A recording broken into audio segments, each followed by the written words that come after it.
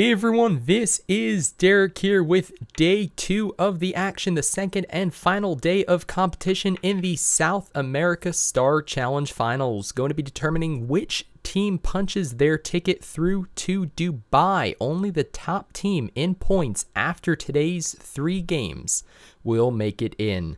So we have 3 games on the table for today. All of them are going to be in first-person perspective. Just waiting for them to get underway.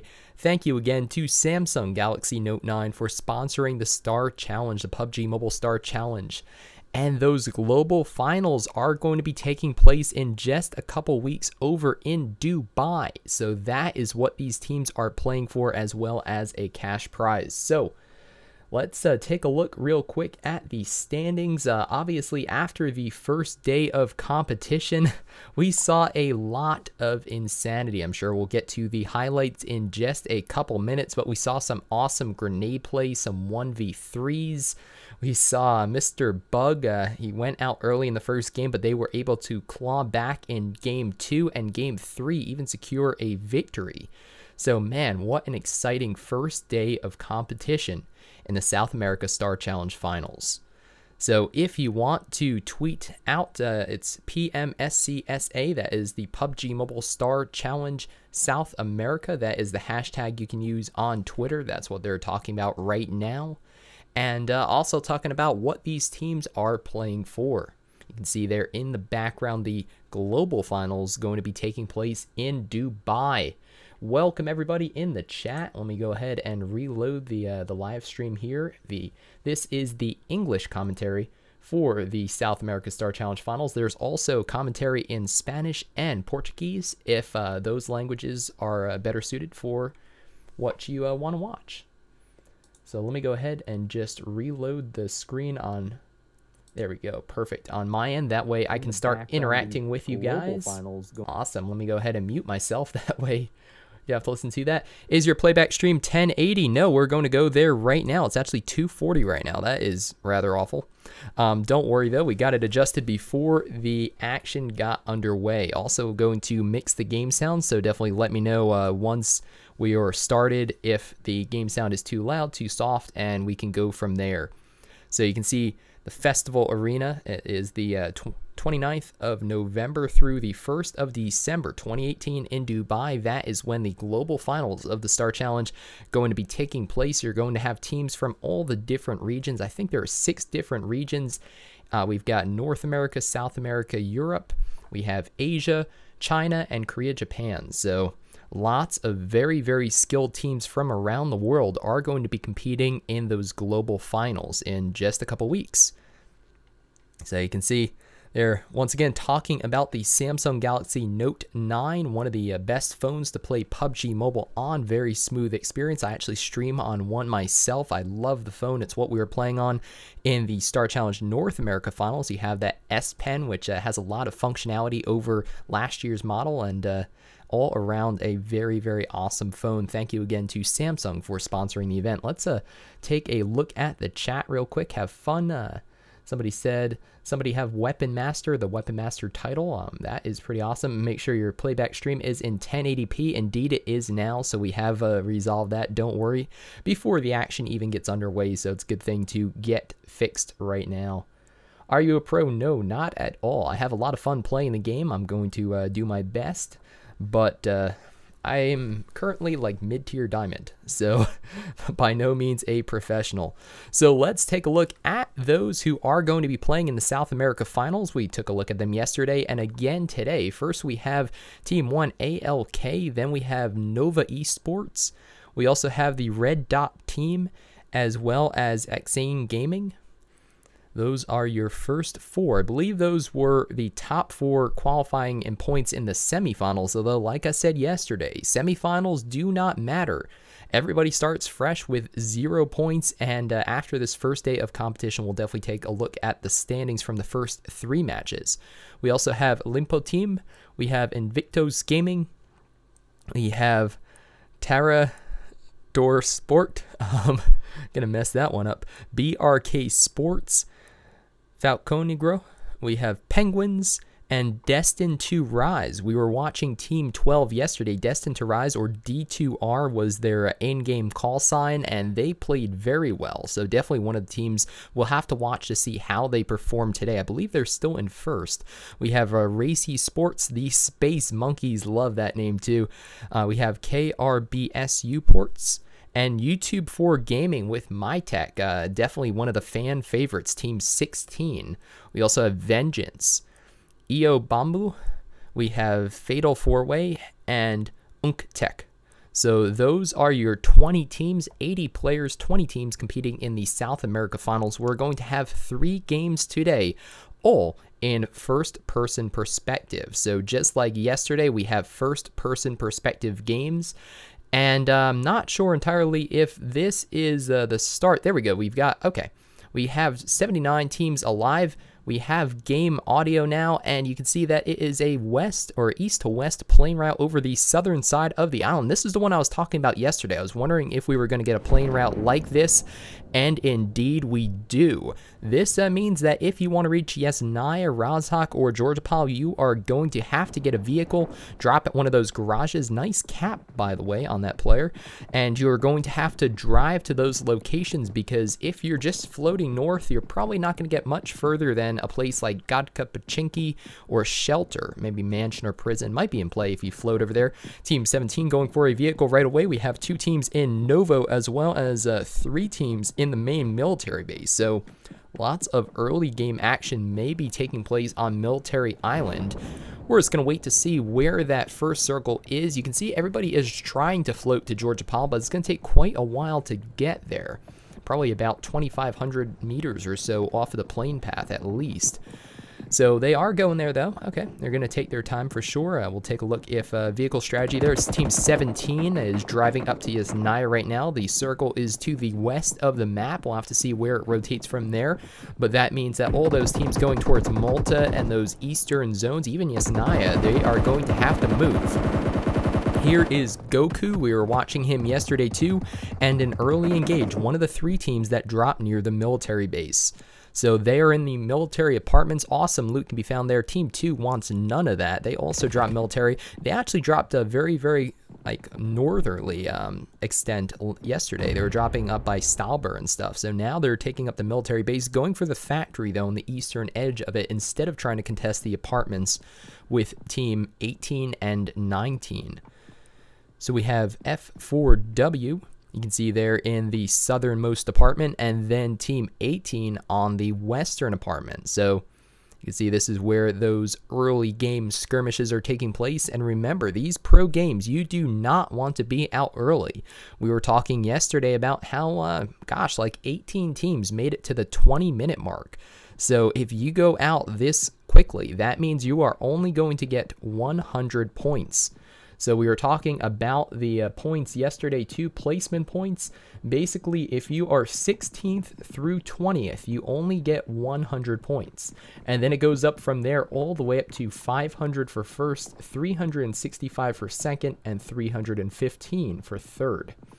So the points fall off pretty fast, and that is where kills come into account. We had a couple teams that got over like 15 kills. I think we had one with, I think it was Destined to Rise, got 17 kills yesterday, which was absolutely ridiculous. The YouTube team also got 13 on the second match. So very impressive too, and you get 15 points per kill. So if you can rack up 10 or more in a single game, that could allow you to move ahead in the leaderboard, even over teams that play it safe but place higher. We were just talking about Destined to Rise, D2R, and looks like they are engaging Team YouTube right away. Nitsu is knocked and finished, and now MyTech played very well yesterday, gets a nice knock and a finish on one of the members of D2R, Barbara there. Man, this is an intense early game skirmish here, and again, you do not want this. It looks like they are fighting over in Novo. Yeah, that is Novo. So these are the 2 teams that dropped over in Novo, only one of them probably making it out alive, and indeed, D2R, that is a team, I'm pretty sure, I don't know if they showed the standings before the match got started, but I'm pretty sure they were the team currently in first place, and they're going to be going out in the first position in 20th with only 1 kill on Nitsu there. So definitely not how they wanted to start day 2. They did have quite a bit of a point buffer. I think it was about 300 points or so, but that is going to erode very, very quickly. So we'll have to see if the YouTube team now, they are alone on Novo. They are going to have to rotate off the island, but I'd imagine there's going to be a lot of good loot for them to have. And fortunately, D2R did some of the looting for them. There's one of those flash bang grenades going off there with a nice little puff of white smoke. No spooky grenades yet. Those are the frag grenades, which are special for Halloween right now. They make a very spooky face on them when they blow up. A nice touch by the PUBG Mobile developers. Take a look at the chat here. People are talking about it's on the computer. Yes, we also have commentary in Spanish and Portuguese if you prefer this. This is the English commentary for the day 2 of South America Star Challenge Finals, where we're playing 3 games in first person. We're going to determine which team's place first, second, and third, as well as which team with the most points at the end of today is going to go to Dubai and compete in the global finals next month, or actually later, yeah, next month. It's currently October still. So you can see 18 and 19 still jockeying for position over here in military base, still in those same apartment complexes. They really want to rotate out of here and continue securing some loot, because these apartments are good, but for an entire squad, you know, you're really going to reach the point where, oh, you've looted everything, and you don't want to slow down your loot phase too much, because these teams are going to have to rotate off military island. The zone was to the west, and that means that most likely they're going to want to move towards a place like Godka, maybe secure one of the compounds there. And here we go. Team 19 is moving out. They've decided that they are exchanging armor enough. They've spent enough bullets in this engagement. They don't really see anything coming out of it. Instead, want to continue their loot phase and continue, you know, moving into wherever they want to ultimately rotate to.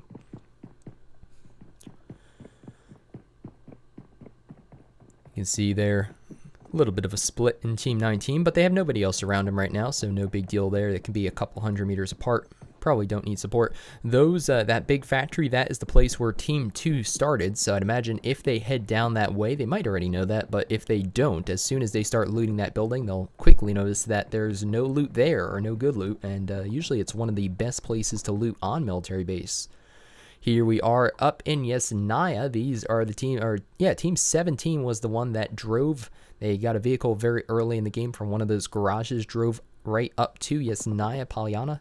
And we also have Team 6, the IG team, who have also moved into this position. There is Mr. Bug. It's one of the first, this is the first team that was out in game 1. Things definitely didn't look good for them, and then they fought their way back in the second 2 games, ultimately winning, right? Ultimately winning the last game, so the third game.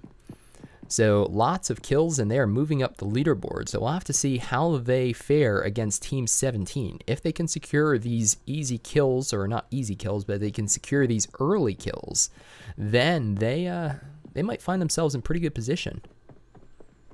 Yesnaya, definitely one of the larger places as far as looting, along with Georgiapal. Like I said yesterday too, you can easily have, you know, 3, maybe even 4 squads if they decide to play nice. There is one of the super airdrops, so flare guns have been added, in AWM as well as a Groza and full level 3. Very nice airdrop there, and that looks like it's in the crates of South Georgiapal. So flare guns are in custom rooms right now, and you have an example of one right there. Beautiful way to start out the match with some awesome gear. Here's Mr. Bug taking a look around. Already has an AK with an extended magazine, level 2 vest, level 1 helmet, level 1 bag, 1 boost item, and a couple of healing items, so not all that bad. It looks like they're actually going to be sharing loot. I like this strategy, so they know they're safe right here. They're, you know, talking amongst themselves most likely. Hey, you know, you're a better sniper, you're better at close range, do you want to take my UMP? I'll give you the Kar 98, or whatever they're saying. And that's always a solid strategy, you know, early on, get the weapons you feel comfortable with. And there is another airdrop. This is a normal one, dropped from the plane. It also has a nice Halloween theme on it. Take a look at team number 9 right now, just looting up one of these single-story compounds. They have a UAZ, a soft top UAZ, and first person driving, now a thing after 0.9.0 when you're playing a first person game. So definitely a little challenging, definitely something you have to get used to. See, peeking out, looking at those other compounds, a nice look at the map now. You can see that those teams on Military Island are going to have to rotate off of it. Lots of teams actually in North and South Georgia, Paul. So when they saw the circle close there, a number of teams rotated up that way, most likely by vehicle. So we'll have to see if the next circle favors Georgia Powell, or perhaps it could go Pachinki or Quarry or anywhere else. So we have an engage now between two vehicles. You can see those nice tracer rounds, a new feature of spectating in 0.9.0. Some more shots from the suppressed M4 towards Team 4, but they are not going to be able to get, let's see, did they get anybody? I don't think so. So they saw the vehicle driving away, they were engaging it, but unfortunately let them slip by. Now we're going to jump to the school apartments in Team 10, where 2 members are down. Where did they even get shot from? I don't see any other teams on the mini-map. So let's see where they must have gotten sniped, maybe from the hilltop or something. Although they do have 4 kills, so that might have been a squad wipe. That's what it is. So it was a squad wipe. Michael, their team, Team 10, actually did very well in the first game yesterday, and it looks like they are going to be able to survive with all 4 members alive and 4 kills. I was looking around on the minimap, I'm like, I don't see anybody around them. Who's shooting them? That explains that one. They actually finished that engagement before we jumped over there. It looks like 14 and 9 might be getting to an engage to the southeast of Gatka right now. We also have Team 4 split up right now, and here we go. Yeah, we are going to 9. With the micro Uzi with an extended magazine, very, very deadly short range. Good DPS from that. You see that Team 9 currently has 1 player down, but nobody out yet. Space looks like Team 14, their opponents. And I only see 2 of them right now. So it looks, yeah, and they do have 2 team kills. So I'd imagine that Team 14 is down to 2 players left, and they are looking to get out of there. Yes, they are escaping to the north. Now we're back. Team 9 in the apartments of school, where they did wipe that squad. You can see the circle is already closed over Yasnaya, so even if there's awesome loot there, can't really stick around to grab too much of it. Georgia Paul. Currently home to 1, 2, 3, 4, 5, 6 teams. Oh my goodness. Now you do have North George, which is pretty large. Lots of large apartments there to loot up. You also have South George and the crates. So plenty of room for teams to jockey for position. But, well, the next circle has shifted to the east. That means that Pochinki, Razak, Ruin, School Apartments, and Gatka are all still in play, as are the crates of Georgia Paul, but not much else. That means we can expect quite a few teams to have to rotate. We'll see if any of them are going for those center compounds in the zone. That can work out both ways. Team 16, the YouTube team, yesterday when they were playing, I think it was the 3rd game. So they were coming off of a great second game with 13 kills. And in the 3rd one, unfortunately, they picked one of the best compounds to defend in South Georgia, Paul, but nobody came up to them. So they ended up staying in the compound for the first 20 minutes or so of the game, and as a result didn't get many kills. So they did pretty well in positioning, but you know, sometimes you want to play aggressive and actually like try to find those teams versus playing a more passive game. It's, you know, it really depends on your team composition, how comfortable you're feeling, who you're going up against. There are a lot of factors that go into it, but you know, I was remarking yesterday during the broadcast that they had such an awesome position there. They just couldn't make use of it in securing any kill points because, well, they never really got the opportunity to. You can see here, Team 16, we're actually viewing them right now. MyTech and the rest of the YouTube team, definitely team favorites. Or see Karma firing off some shots with that Mini 14. Nice knock on Goku.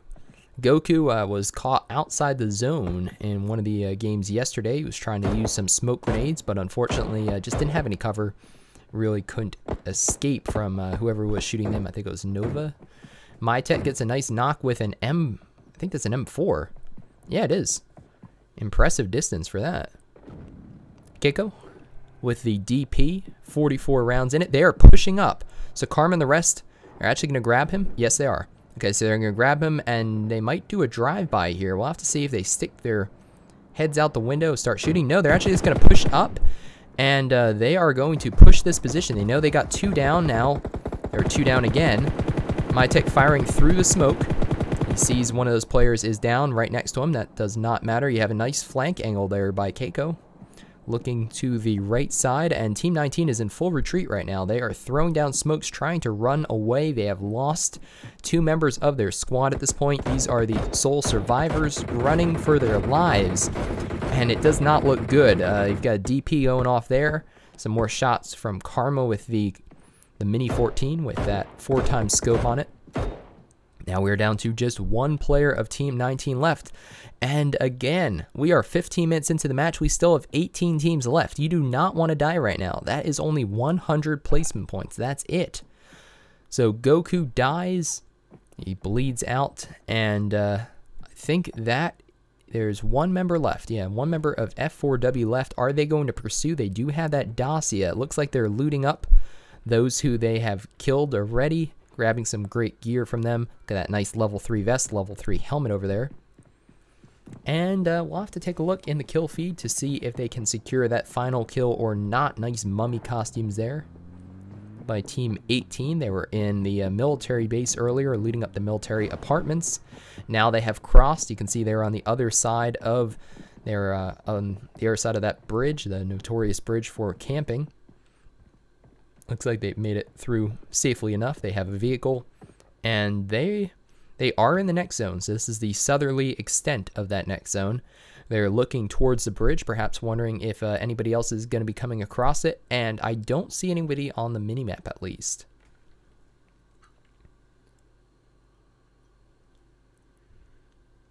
Is there a Spanish broadcast? Yes, there is. There's also a Spanish broadcast as well as a Portuguese broadcast on the official PUBG Mobile channel.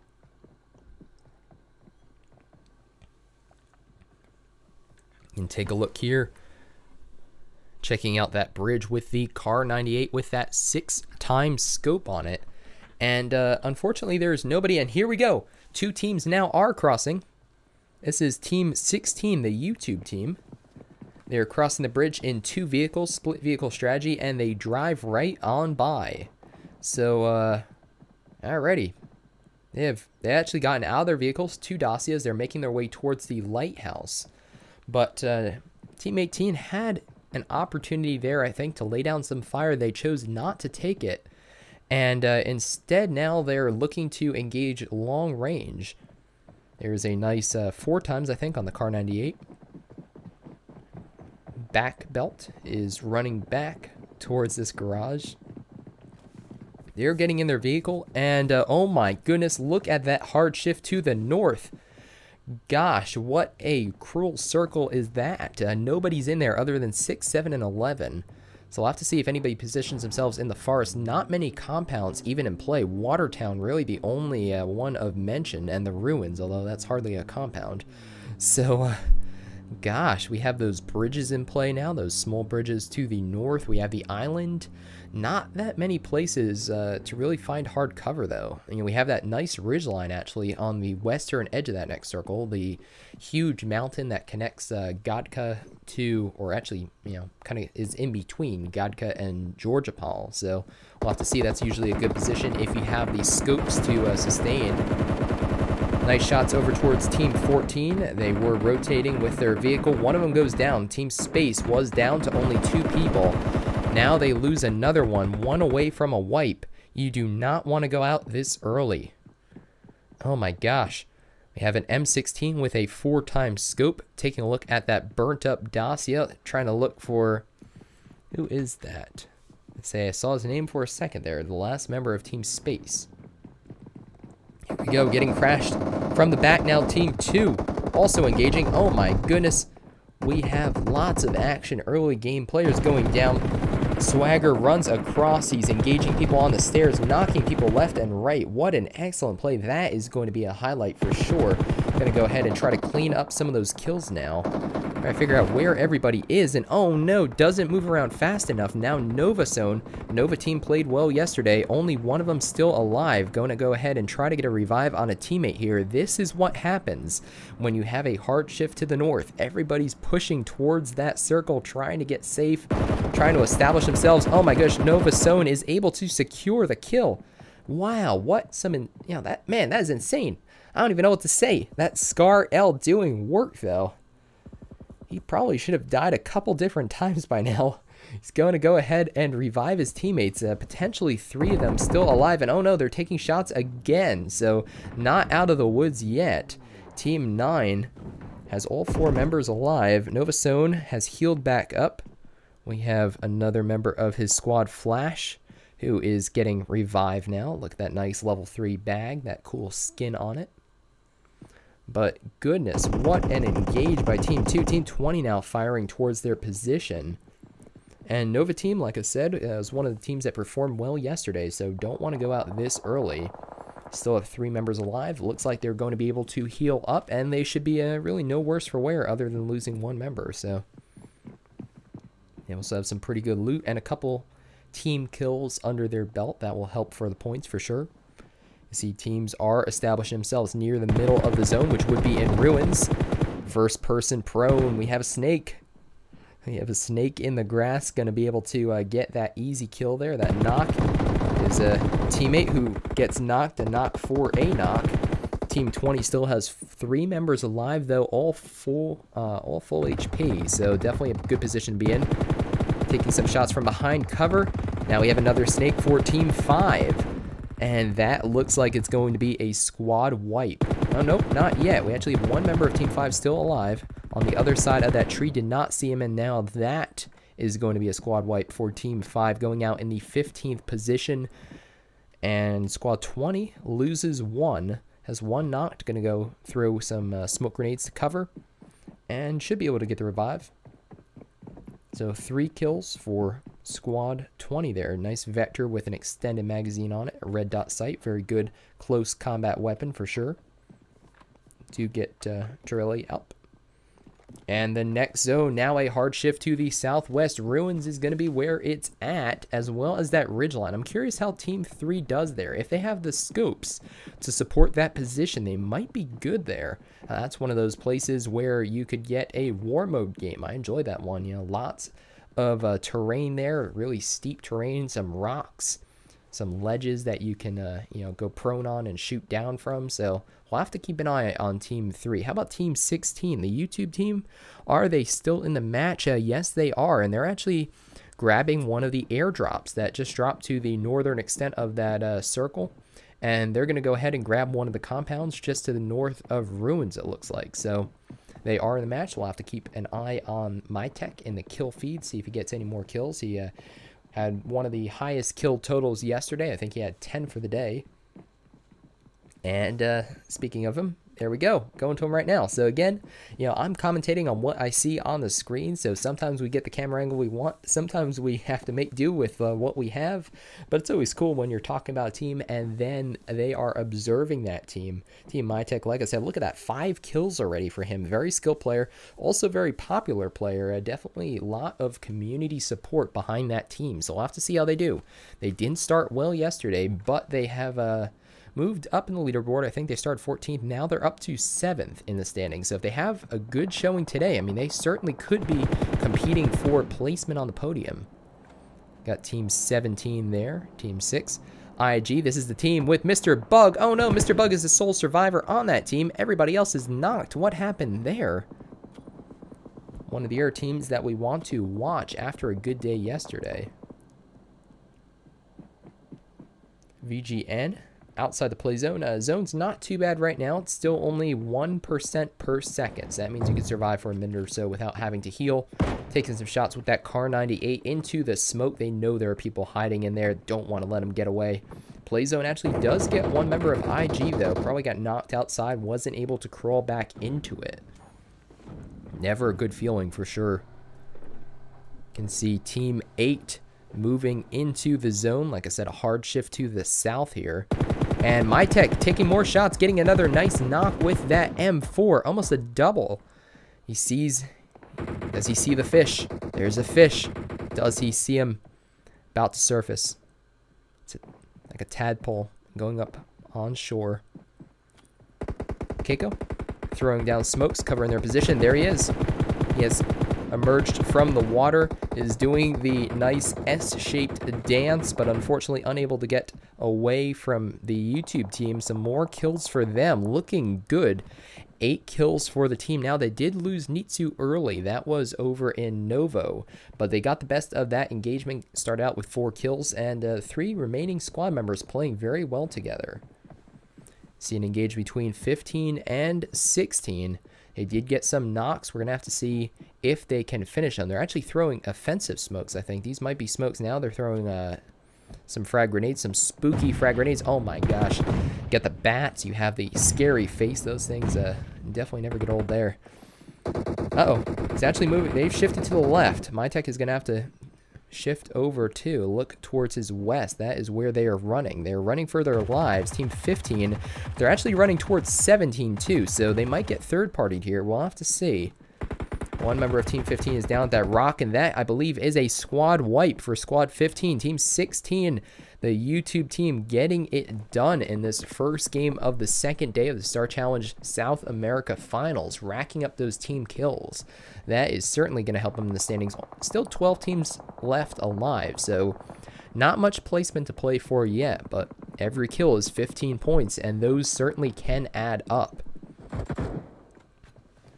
Taking a look now at Team 3. This is the one we were talking about earlier. They've established themselves in the northern extent of the of that large mountain connecting Gatka to Georgopol.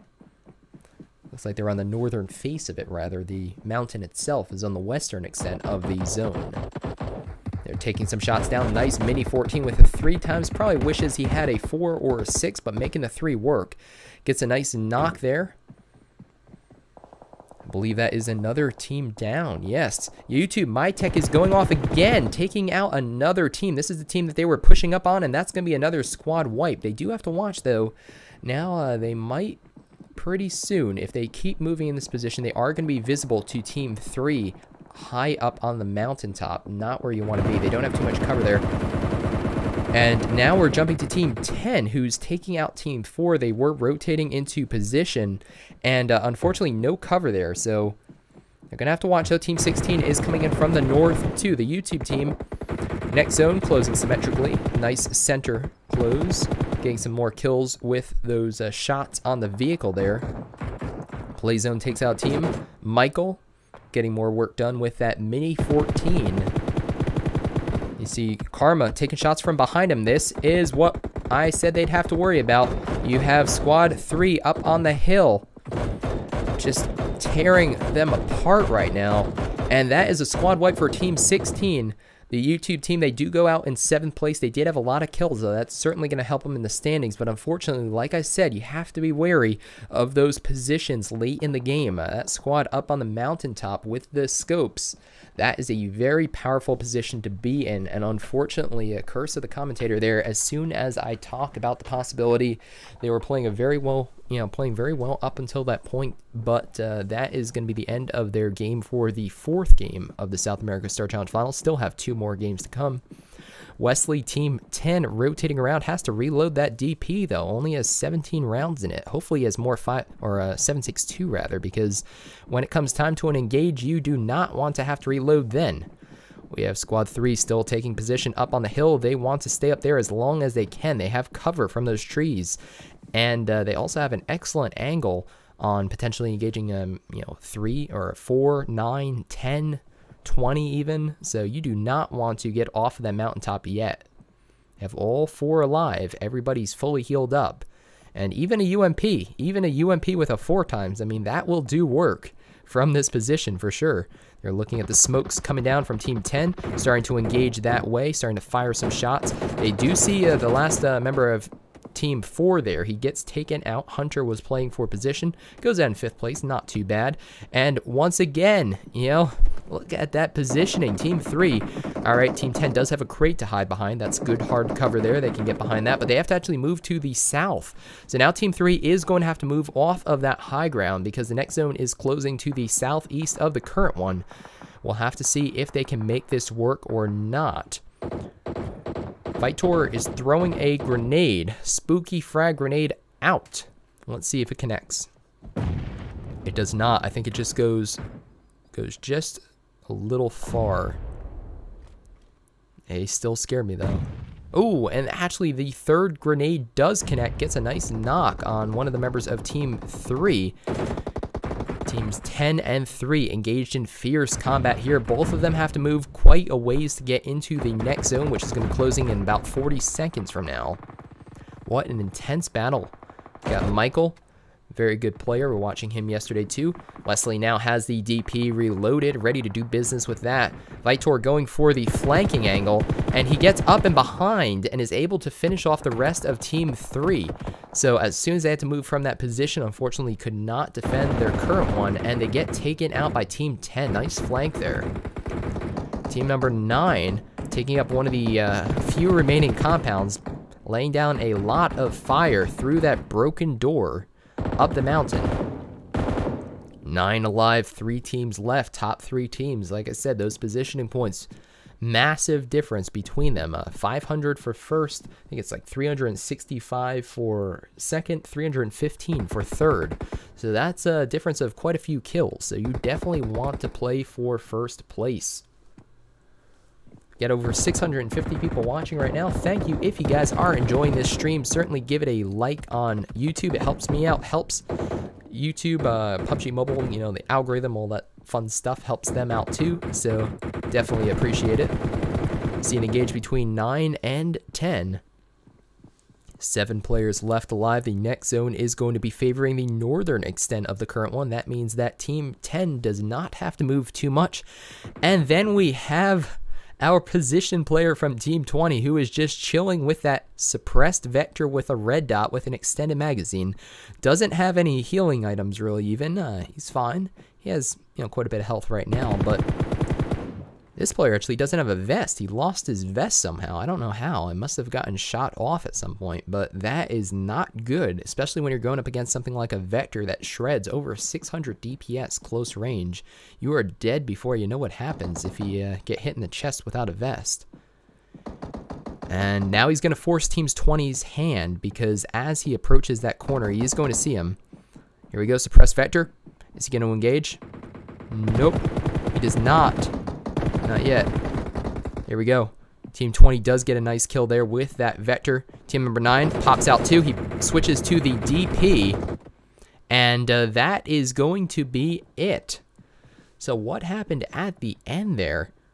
Well, we had our position player who ended up getting a kill. They actually ended up in second place. BRK takes that one with lots of kills. 18 kills. Goodness, that is a lot of points. Quick math says that that is a lot. Let's take a look right now and actually see how many points that is, because 18 times 15, let's use the calculator on the Samsung Note 9, 270 plus 500 for the victory. That is 770 points in one match. That is going to propel you up the leaderboard for sure. We also have, let's take a look at where the YouTube team ended up. They ended up in 7th position, like I said, but they did have 13 kills. That is certainly going to help. 13 kills. Let's take a look. 13 times 15, that is 195, plus the 7th position is good for 200 points. So that is 395, almost 400 points for the match. Not too bad either. Space. No kills, but 6th place in the positioning. We also have EXG in 5th with 1 kill. It's interesting to see. The first game yesterday, we had teams that got all, you know, 5 kills, 6 kills, 7 kills, 8 kills. Lots of teams over there. Now, recently, we've seen more teams getting either no kills or a lot of them. So, interesting to see that evolve for sure. Take a look at the lower teams. Nova, unfortunately, went out in 12th. They played a good game yesterday, got 4 kills. And remember, we still have 2 more matches coming up today. So if the team that you are supporting isn't at the top of the leaderboard right now, look at that. D2R, only 1 kill. They went out very early to the YouTube team. 20th position. They were the points leader. After this, though, are they still going to be? I don't know. We're going to have to find out in probably just a couple minutes as they tabulate the updated leaderboard. So my name's Derek G, providing English commentary. I have a YouTube channel, youtube.com/c/DerekG. I make a lot of PUBG Mobile content, try to be helpful to the community, you know, talking about the new features of PUBG Mobile 0.9.0, as well as some gameplay, some custom rooms, and all that cool stuff. So here is the Samsung Galaxy Note 9 sponsor, official sponsor for the PUBG Mobile Star Challenge. Thank you to Samsung for doing that. And yeah, Dubai in the background, Festival Arena, end of November, beginning of December of this year. That's when the top 20 teams in the world from 6 different regions are going to be competing for $600,000, as well as the title of official, I guess, winner of the Star Challenge and official streamer for PUBG Mobile. So here's that early engage in Nova that I was talking about between D2R and YouTube. YouTube shredding up those teams until they unfortunately got caught out in a bad position by Team 3 there, who was up the hill from them. See, My Tech already has 3 kills. I'm pretty sure he ended the game with 5 or 6. So another solid game from him. Solid showing for sure.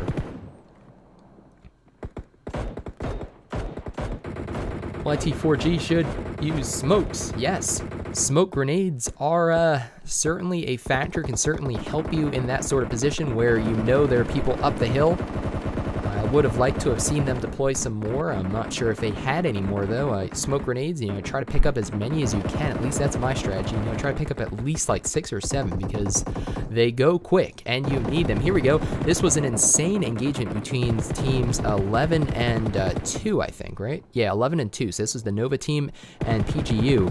They I think 2 rolled up on their compound, and this was just insane because they also got third party by Team 18. We also had Team 9 in there. This was just insanity as players were pushing towards the zone. That was that tough northerly shift that forced their hand out of Chinky, out of school, apartments, all those areas, and into the forest where that happened.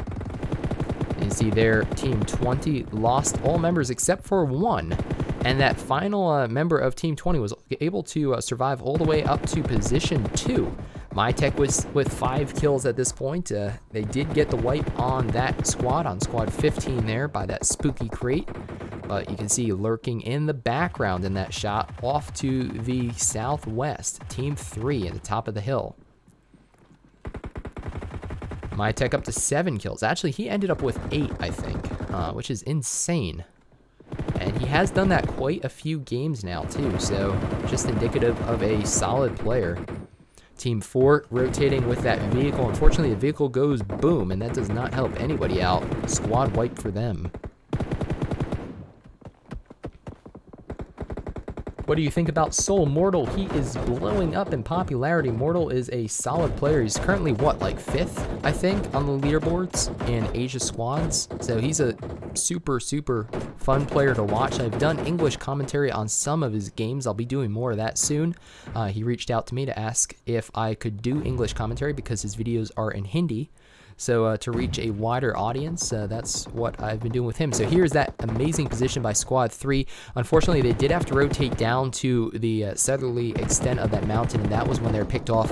Victor firing gets knocked out quickly by that suppressed Uzi, switches over to the DP, and he ends up getting 2nd position. So, I mean, hey, that worked out for sure, you know. That was team, what was it, UR, I think? Ended up getting that 2nd place and quite a few points. So BRK Sports gets the winner chicken dinner for the 4th match, the first match today, but of the 2nd day, but the 4th match overall for the South America Star Challenge Finals. So I'm pretty sure we are going to have an updated leaderboard in just a couple minutes from now. So we'll have to see where the teams move because D2R, Destined to Rise, had an excellent day yesterday, but today they went out first in, well, 20th position with only 1 kill. That was 1 kill they did get on the YouTube squad, who ultimately did a lot better and ended up, I think it was in 7th or 8th position with like 13 kills. So we have some love for Athena Gaming too. Got a little bit of a Athena and Soul, both pretty insane. Be sure to hit the like button if you haven't already. Certainly helps me out, as well as PUBG Mobile. You can take a look at the updated standings right now. Ilbambu in last position. Do apologize if I say any of these names wrong. Unfortunately, my Spanish is not very good. We have Penguins in 15. I like that team name, but they started out strong yesterday, and they have been falling off a little bit. We'll have to see if they can pick it up in the last 2 games. We also have the Red Dot team in 13 with 10 kills, and Vengeance in 11th with 15 kills. 845 points for them, all the way down to 430 points. Still lots of points able to be got. And here we go. There is the cushion evaporating for Destined to Rise. Went into the day with, I think, a 290-point cushion in first place. After only 1 game, though, 1 game where they went out first and only got 1 kill. They are now down in second position, actually tied for BRK Sports, who won the last match and got a lot of points, like 770 points in that game. So, man, what a change up in the leaderboard. YouTube 4 Gaming, they are now in 6th position. They move up 1 spot with those nice kills, but perhaps not the positioning they wanted. We'll have to see how they do. Certainly still in contention for one of those top 3 spots. Actually, those top 3 spots, look at that, all over 1,600 points. And after that, quite a bit of fall off. You are falling down to, for Tech down to 1375, and then Invictus Gaming all the way down to 1250. So definitely those top 3 trying to pull away a little bit. Now over 200 points ahead of 4th place. But remember, a solid win with a lot of kills can net you between 600 and 800 points with 1 game. So still plenty of time for anybody, I'd say, in the top 10 to potentially place. I think realistically, I'd say anybody from the Space Monkeys on upward has a solid shot at 3rd place, although I'd like to be proven wrong. We still have 2 more games. If the same team can clinch 2 games and get a lot of kills, who knows who will be on top after it's all over. So now we're back at the analysis desk. Just going to chat a little bit probably about the sponsor, Samsung Galaxy Note 9. Might be talking about the festival arena in Dubai where the global finals are going to be held. Take a look at the chat for a little bit. They're saying 400 points behind 3rd. I think that is the YouTube team that they're talking about. And they certainly, yeah, I mean, 1 win or even top 3. And, if they're getting a lot of kills. So if the YouTube team can pull out a 3rd place or above with that many kills, I think they have a solid chance to make it to the top 3 for sure. Now remember, only the first team, only the one in 1st place makes it to Dubai though. So if they want to get there, I think it's going to have to realistically be 2 wins or close to that, at least 2 top 3s with a lot of kills. But MyTech showing himself to be a capable player, and we'll have to see what happens. But I mean, they certainly have a chance. Just 1 going to Dubai. Yes, you're right, Oscar. That is correct. Only the top team from South America will be going to Dubai to compete in the global finals next month.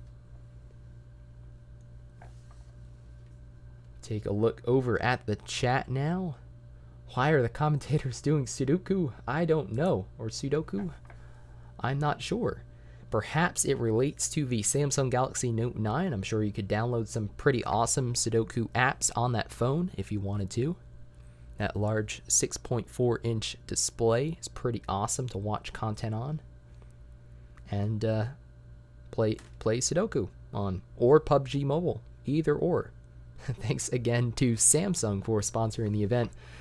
Take a look at those level 2 vests. Some of you guys were complaining they weren't level 3 vests. I mean, those police vests level 2 though, I mean, they're solid, 40% damage reduction. They don't have any helmets though. I mean, that you don't want to enter an early game fight without a helmet. That is a recipe for disaster, even against a pistol. I mean, pretty much against any weapon, you want at least a level 1 helmet. It provides 30% damage reduction. Remember, 30% for level 1, 40 for level 2, and 55 for level 3. These guys, unfortunately, don't have any helmets on, though. So, again, probably best that they're behind the desk talking through the action versus being on the battlefield with these awesome teams. 4th and 5th need to hunt 1st, 2nd, 3rd to get back into this. Indeed, they do. Indeed, they do. And I like I said, I feel like it extends all the way down, just my opinion, of course, but I feel like it extends all the way down to the Space Monkeys in 8th. I think anybody over 1,000 points right now still has a shot, because the top 3 are about 1,600 right now. If you have 1,000 points, you put together back-to-back top 3s, you could be earning, 1,200 points just from that. So honestly, any team with at least 1,000 points, you still have a very, very realistic shot. And who knows, if you have a team go off with 30 kills and a win, I mean, maybe a team in 12th or 13th could even place. But there are only 2 games left, so 2 first-person perspective games left, and that's not too much time. So we'll have to see if these teams drop in similar positions. We'll have to see. Wadu heck. We've got a lot of Wadu in the chat. It's good to see that. Should do more tournament commentaries. Thank you so much for that. This is actually the first time I'm doing this sort of thing, watching a feed and commentating on it. If you're enjoying it, definitely let PUBG Mobile know, and definitely give the video a thumbs up too. It really helps me out, and hopefully I'll get more opportunities like this in the future, because I certainly enjoy it. They're still talking through what happened in those first 4 games of the tournament. 2 to go. Interesting that all of these matches are in first-person perspective. That means that hopefully these teams practice their first-person driving, because it's quite an adjustment. After 0.9.0 dropped, the recent global update to PUBG Mobile, now if you're playing a first-person perspective game, your driving is also in first-person, and that means that it's very difficult to see things. So how it used to be is when you're playing an FPP game, your driving was still in TPP, which a lot of people thought wasn't very fair, and I agree. So I'm glad that everything's in first person now. But man, if you haven't practiced, it is difficult. Oh my goodness, we're getting some lag in the feed. Oh my gosh, we'll have to see what happens here. Let's go ahead, and we're good. We are good. So let's skip ahead to the live broadcast. Let's jump back into the action with the Samsung Galaxy Note 9. So they're currently taking a look at the sponsor of the event, Samsung. And Samsung Galaxy Note 9, a pretty awesome phone. It's what we were playing on in the Star Challenge North America Finals. Lot of fun to mess around with. Definitely one of the best phones to play PUBG Mobile on. Plays it very smooth, 60 frames per second. And it's what I've been creating content on too. So any of the videos that I create that are of that aspect ratio, the 16:9 or 18.5:9 aspect ratio, any of the videos on my channel, those were shot on a Samsung S9 Plus, or now a Samsung Galaxy Note 9. So I started out with the S9 Plus. I've moved on to the Note 9. Both of them are amazing phones by Samsung. Haven't had any issues with them. And definitely some of the best to play a very demanding game. Let's actually see what he's doing right now. He's actually not using the S Pen. He's instead collecting some, looks like he just leveled up. He's collecting some rewards. He's also completed an achievement. And they are having fun with PUBG Mobile for sure. He's going to go ahead and try to collect it. There we go. He's also, let's see what he's trying to do. Let's see if he spins that Halloween wheel, maybe, that new event. No, it doesn't look like he's going to. Instead, he's just going to continue playing around with the Samsung Galaxy Note 9. Say, I love that sound too. It's probably dumb, but I love the sound the S Pen makes when you pop it out of the phone. Let's see if we can get that. There you go. Probably didn't come across very well on the stream, but I assure you that it is a very satisfying sound. What's your channel commentator? This is Derek G. So my name's Derek G. Welcome everybody.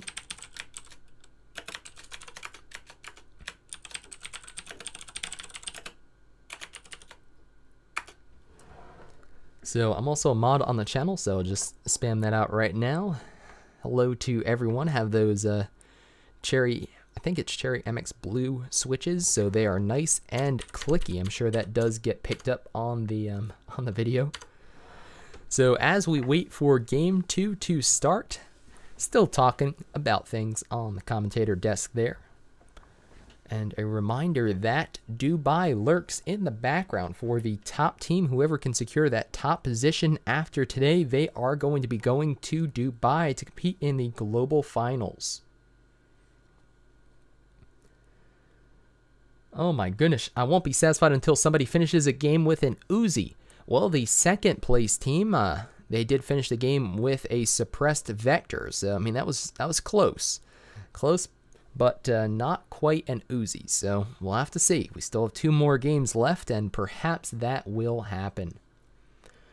What's your favorite team for the win? Gosh, I mean, there are a lot of solid teams for sure. I mean, the YouTube team definitely has a lot of popular support. MyTech is a lot of fun to watch. He has been playing well. He has, with 8 kills now, I think he has 18 total kills for the tournament just himself, which is insane. So, obviously, you know, he's definitely one of the ones I am rooting for, but we'll have to see. So what I'm doing is I'm actually loading the feed. I'm actually loading the live feed. It's called the clean feed, so we don't have any audio on it. And we're going from there. So do apologize if it buffers a little bit. I'm not entirely sure why it would, but we will, because I don't have any drop frames on my end. So either way, game 2, probably getting underway too. That's my main weapon. Oh my goodness, yeah, the main weapon, that, the Uzi, an Uzi with a stock and a compensator and an extended magazine is deadly short range. 35 rounds. It's only 9mm, doesn't hit too hard, but they fire fast. 35 rounds gives you a bit of time to spray your enemies down.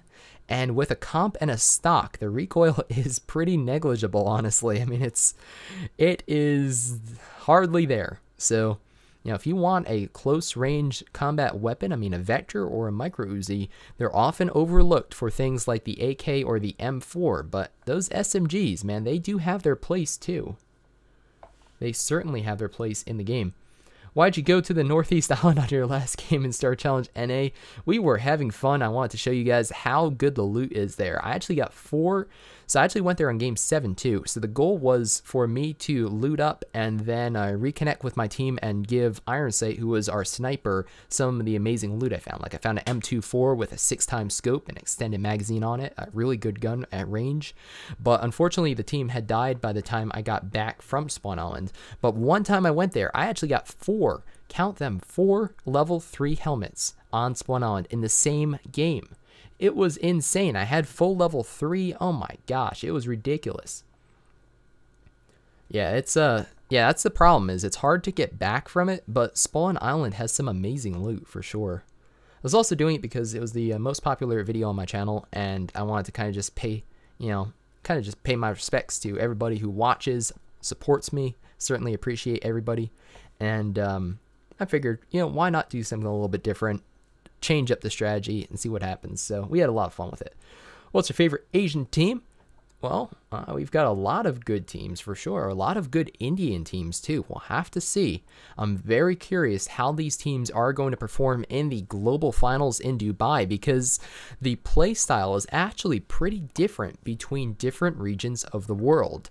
So that's something that I'm sure the commentators for Dubai are going to pick up on. But North America, for example, plays very different than Korea, Japan, which plays very different than Asia, which plays different than Europe. So each geographic region plays a little different. Some are more aggressive, some like to play the center of the zone, some like to play the outside of the circle, some rotate early, some rotate with the zone. All of these things are strategy calls that individual teams make based on their preferences, and something that, like I said, the analysis desk and the commentators are hopefully going to pick up on in Dubai, because I think that there's going to be quite a difference in how these teams approach the games. So we are once again loading. Let's see if we can actually, can we still play Snake? I'm not sure. So again, what I'm doing is I'm actually live streaming this on my computer. So I'm actually just watching a feed. You can see here's my mouse. And usually when it lags for a second or two like that, you can actually play Snake on YouTube. So maybe next time we'll try to do that. Because like I said, I know it's not my upload because I have 0 drop frames. So everything's good on this end. It might just be the clean feed coming in from South America. They are broadcasting this from Brazil. And as a result, we're getting some drop frames on their end. Still waiting for the second game to start. They might have had an issue. I don't know. We'll have to see. Yesterday, from game to game, it was pretty quick, although they did say that they wanted to start on the top of the hour, so we'll have to see if they start in 3 minutes or so. What region is playing the best? Oh my gosh, I don't know. I mean, there are a lot of talented teams from every region, I think, so I'm very curious how they perform under pressure in Dubai. Spawn Island video is the first one I watched in your channel. thank you so much, Not a Nerd, for supporting me. And yeah, that was the first video a lot of people actually watched. It has over 2 million views now, which is insane.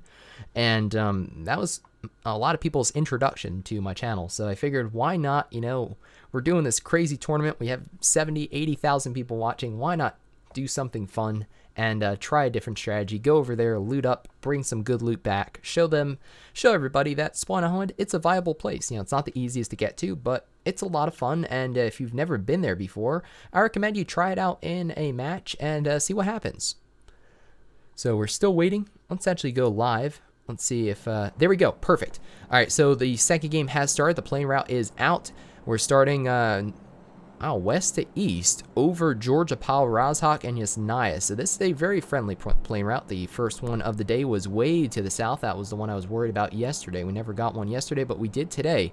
Lots of teams out early over Georgia, Powell. We'll have to see how many of them actually stay there.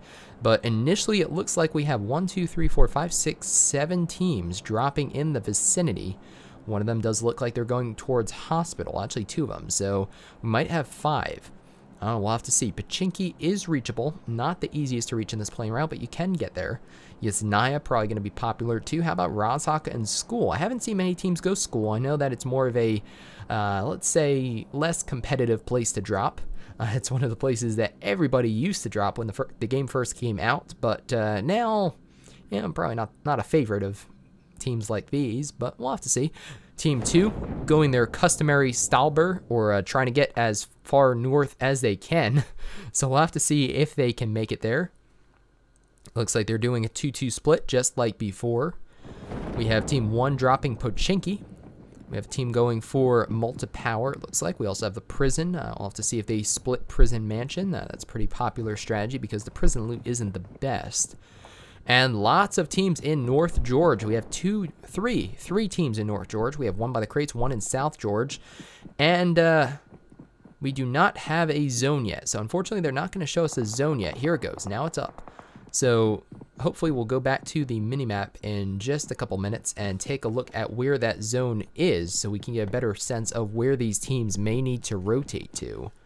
But we have RDT. We have Team 3 just looting up the northern part of Yasnaya. We also have 4 teams in Yasnaya Palyana. So we have teams 3, 13, 17, and 16. There is the YouTube team, Team 16 in South Yasnaya. That's pretty common. We have seen them there before, so it looks like one of the locations they are enjoying. We've got a Scar L with a holographic sight. I like the holographic, but it takes up a lot of your view. Let me know actually in the comments, in the live stream comments right now. What do you prefer? A holographic, a red dot, or a 2 times? Let me know. All those, the magnification is actually very similar, so it's personal preference. What do you prefer? Holographic, red dot, or 2 times? Let me know now, and we'll definitely get back to that in a couple minutes and take a look at what you guys think. So we've got VGN taking down 1 player of Team 13. 2 players of 13 are now down. They have a 2-2 split, and it's not working out because, unfortunately, well, they've got 2 down currently. So I don't think they're going to be able to get over there either. Have to watch about VGN going in for the finish potentially. And he's going to let him get there. Surprising. Okay, so the survivors of Team 13, they are not going to try to save their buddies there. Now we have an engage between 16 and 17 over in the eastern part of Yasnaya. There is that Uzi. For those of you who are fans of the Micro Uzi, I don't know if he's going to win a game with one, but there is one currently in operation. Oh my gosh, we've got a lot of red dots. I see a lot of red dots, a holographic, red dot 2 times, holo, red dot 2 times. Got an even split. I mean, that is why all these scopes do exist in the game. It wouldn't make much sense, I suppose, if everybody preferred the same one over one other one, but I myself, I prefer the red dot over the, really depends, but I prefer the red dot over the holo just because it obstructs less of my vision. For longer engagements though, the 2 times I think takes the cake. The red dot's just a little too hard to use with that single reticle. See, getting some healing items there. Team 17 is split in the northern edge of Yasnaya right now. Team 16, they're is Keiko, Nitsu, Mitek, or Mytek, as well as Karma. They are currently looting up, like I said, the eastern edge of Yasnaya. It looks like they might actually be going for the structures that are across the road. They have pretty good loot in them too. Yeah, it looks like they might be. They are making their way that way at least. So, no teams are currently out. The only team that has lost members would be Team 13. They lost 2 people. That's why we currently have 78 alive. Never use it 2 times. 2 times then red dot hollow only if the iron sights are bad. Ouch. Not much love for the holographic sight there. Red dot for the AK, hollow for SMGs, 2 times for ARs. That's meta. Yeah, I agree with you, Steven. That makes a lot of sense. Yeah, you need something on the AK, man. The iron sights on the AK are just awful. But take a look around here. Nitsu continues to loot up. Has a pistol right now and an Uzi with a stock. Check out that stock in first person there. Definitely allows you to better control the recoil. Take a look at Karma with that AK. We were just talking about that. Nice skin on it too. It's actually... And Keiko is indeed across the road in that 3-story. Whoa, a super airdrop has dropped over by the crates of Georgia Pal. Team 12 going to be able to get that, get some awesome gear. Already see an AWM there. And that is D2R. They went crates. They do not want to be eliminated early. They really want to get kills. They need to get kills. A nice ghillie suit making a cameo there. But they need to get kills in this match. They were first place with a comfortable lead after day 1. But remember, in the second day, game 1, the one we just watched, they lost. They actually went out 20th position with only 1 kill to the YouTube team, and as a result they dropped down to 2nd in the standings now. So if they want to make it to Dubai, they are definitely going to have to perform well these next 2 games. Taking a look at Karma looting up, there is one of the buildings that is very difficult to get out of. Only a couple exits from it, but the loot pretty solid. There's a nice first aid kit. There's another first aid kit. Looks like a, is that a level 3 helmet? No, it's level 1. But still, good loot to be had, but bars across those windows. Nice boost item as well as some bandages if you want those. Grabbing some 7.62, there is another way out of the building from this nice little balcony. Here's a look at the zone. It's a dead center, so a nice friendly zone to everyone. You can see Team 2 looting up Kameshki and Stalber, kind of, you know, those compounds that not a lot of people go to, but you can be surprised. Sometimes there's some pretty good gear that does spawn there. Only 1 team on the military base, and they are going to have to rotate off of it, Team 19. So they have it to themselves, though, so they will certainly have some awesome gear to play the rest of the game with.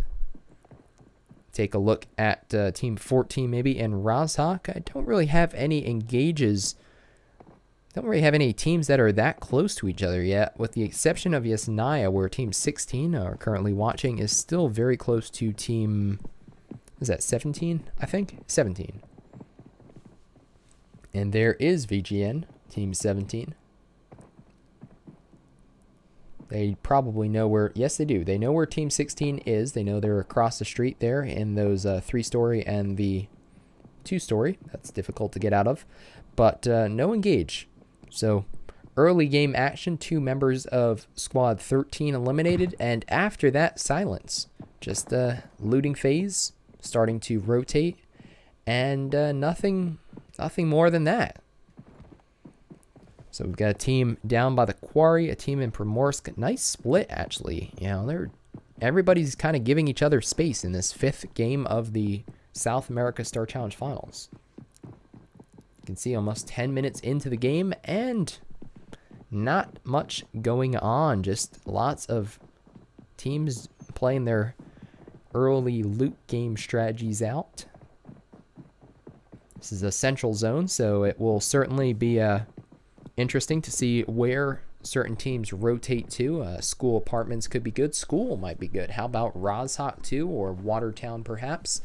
Whoa, there is the front of the UAZ. Thing needs a new paint job. Well, it's a little rusty, actually. Inside, too.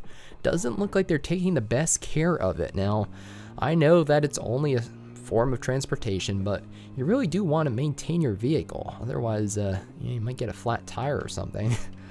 But they are driving into the zone.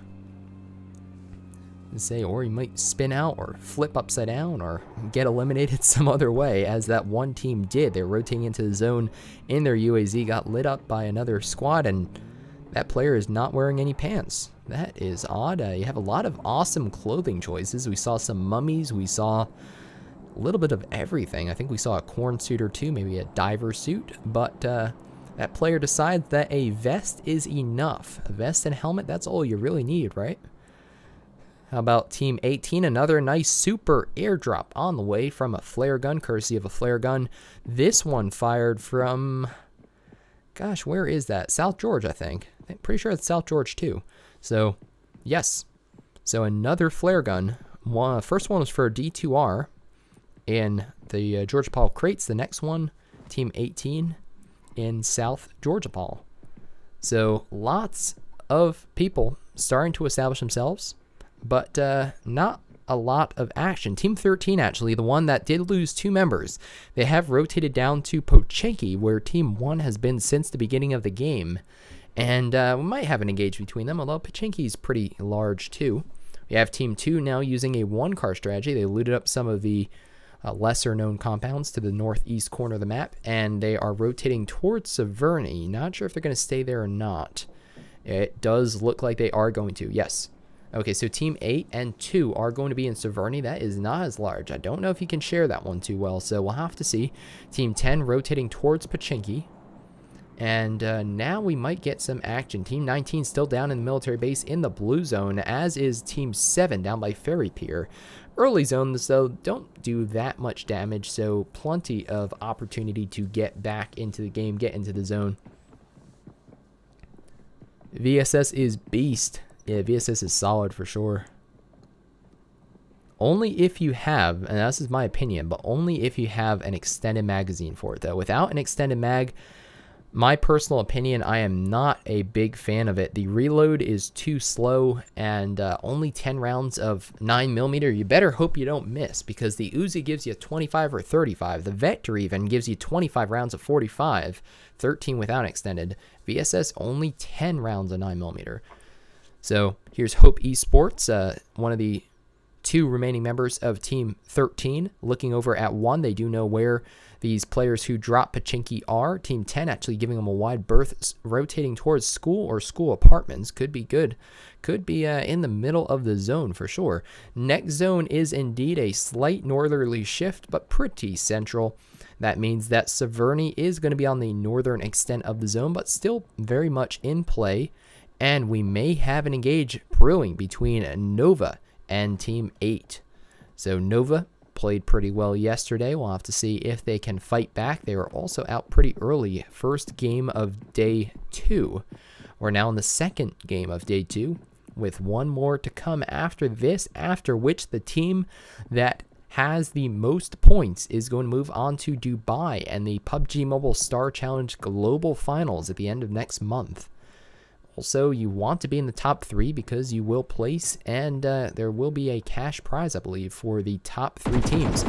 Oh no, what happened there? It looked like a nice peek around the propane tank, and one of those members of Nova just got blown up.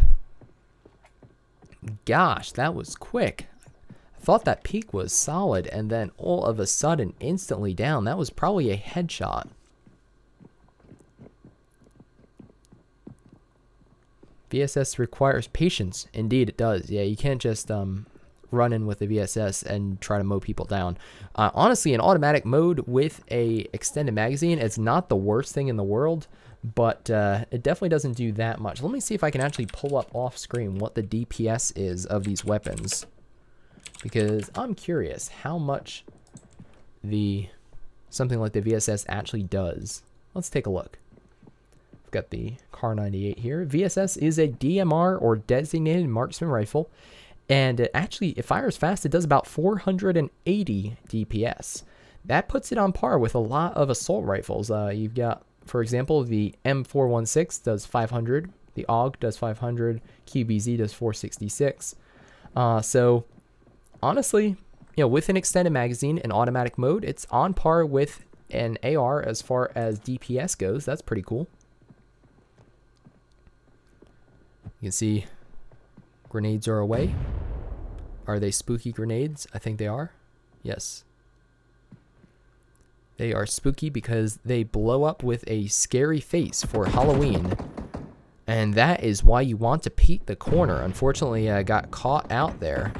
Is going to be able to get the revive off. And this is the engage that we are going to be focusing on now on the northern extent of the next circle in Severny. We have teams 8 and 2.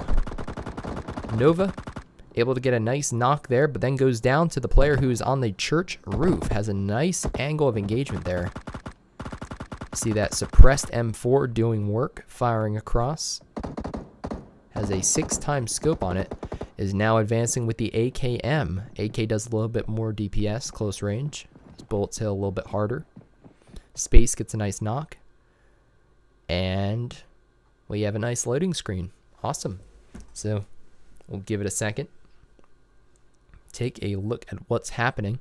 Let me know if you guys are also watching the Spanish or the Portuguese stream. Let me know if that's also lagging or not. I don't know if it's an issue with their live stream or an issue with the download. Either way, we're back. Space has to reload that nice pan gun. The DP after that engage has full level 3. That's some pretty good gear. Space actually did wipe a squad there. So they're in a compound that is just south of the river. And they have 4 team kills. 4 team kills and lots of good gear. Some nice skins on those helmets, the backpacks too. So I like to see that.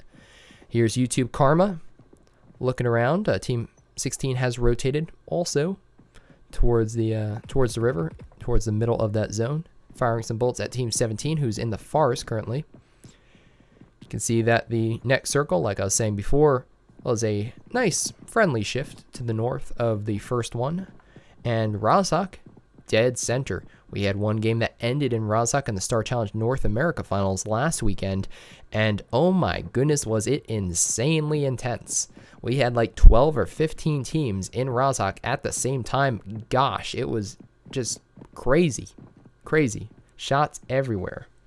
It is Derek G. Indeed it is. I am providing the commentary, the English commentary for the PUBG Mobile Star Challenge South America Finals Day 2. Here's a vehicle. They hear a vehicle rotating in. Next zone is a friendly shift to the west again. Wow, it's a lot smaller than the previous one, but that is what happens as you start to rotate into the late game. Nice mummy costume there. And Razak, again, a great choice, as is Watertown. Watertown's a little more difficult to defend, though. We also have some pretty high up compounds on the northern extent of the next circle. So we'll have to see. Those are pretty defensible. You can actually look down at the river and shoot anybody who's coming across. If the next zone is actually going to tell us a lot, because it'll let us know if the closing circles are going to be north or south of the river. Because if you have to cross that late game, that could be disastrous for a team. You can't really drive across it reliably. And if you have to swim, good luck. I have trouble picking VSS or Mini these days. I found myself going Scar VSS more and more. Yeah, the Mini has been the... Thank you, Dr. Menage. Hopefully I'm saying that right. Thank you for the shout out. But yeah, honestly, the Mini 14 for the longest time has been a staple for long-range combat. Everybody enjoys it. Everybody loves it. The recoil's low. The follow-up shots are pretty quick. And just all around an awesome weapon. See Team 12 now engaging Team 15, pushing up on their compound. D2R. They were out early last game. They cannot afford another game like that if they want to place. And it looks like they're going to be able to potentially get a squad wipe here. Yes, they do. 2 members go down. 2 members of their squad go down. Both can get revived. We do have to watch Team, what is that, 19. Don't know how close they are, but they are on the map. So they are within 300 or so meters. So D2R, nice engage there. Nice squad wipe and 4 team kills. But again, Look at that top left of your screen. 68 alive, 18 teams left. That means that if you die right now, you're only getting 100 points. That is it. 100 placement points plus whatever you get as far as kills, 15 points per kill. But overall, you do not want to die this early. Here's a nice rotation into the school apartments, which are now the southeast corner of the next circle. Looked for a time like this might be the place you want to be, but no more. After this zone, unless you get a very favorable southeast shift, you are going to have to rotate out of it. VGN, taking a look over across Watertown there, or Rozhok rather, at squad 14. Hold up in that 2-story. They have a 2-zone strategy, or two-zone strategy of 2 and 2.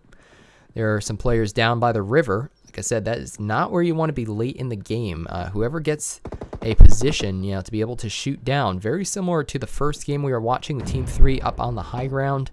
If this zone shifts to the north, I'm calling it right now, and you never know with these games, but if this zone shifts to the north, expect whoever sets up across the river on that hill to have an excellent opportunity to close this one out.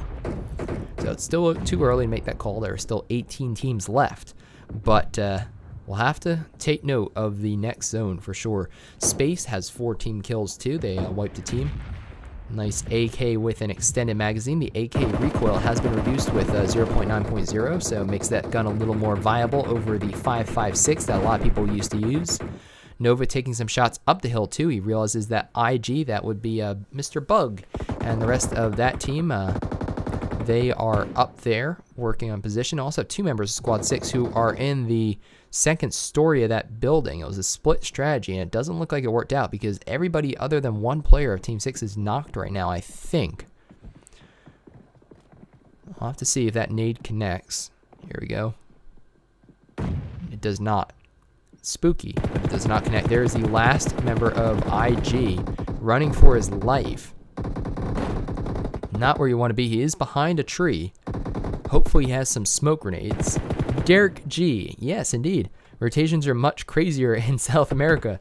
Yeah, that's why, like I said, we'll have to keep an eye on the global finals, how these teams play, because different regions play the game very differently. So I'm curious, when you put all those together, what happens? All right, we have a player who's currently hiding under a truck. This is an interesting play. You don't see this all that often. Playing for position at this point, the sole survivor of his team. They're going to realize, though, that they only got 3 kills on the kill feed. So where is that 4th person? He's actually hiding behind the back of the truck. So he's not under it. He's actually behind the back of it. There are some vehicles you can crawl under for better protection, but once you get caught out there, good luck getting out. You are going to die. Now let's see if he sees legs there. You can actually shoot the legs and do some damage, but he's thinking about it. And take quite a few shots in the foot, though, in order to actually kill somebody. Look at all those opportunities, though. So many legs. There's a bush. We got some sandals, I think. We have a little bit of everything. There's a vehicle now. And he's playing for position, so maybe he's not. Yeah, it doesn't look like he wants to engage. He's just hiding. And he's good. He is fine. 18 teams alive. Again, still 18 teams. We're 24 minutes into the game, and only 2 teams have lost, have gone out back into the lobby. So this is where, you're playing the position game. You cannot die this early. You still will not get those placement points.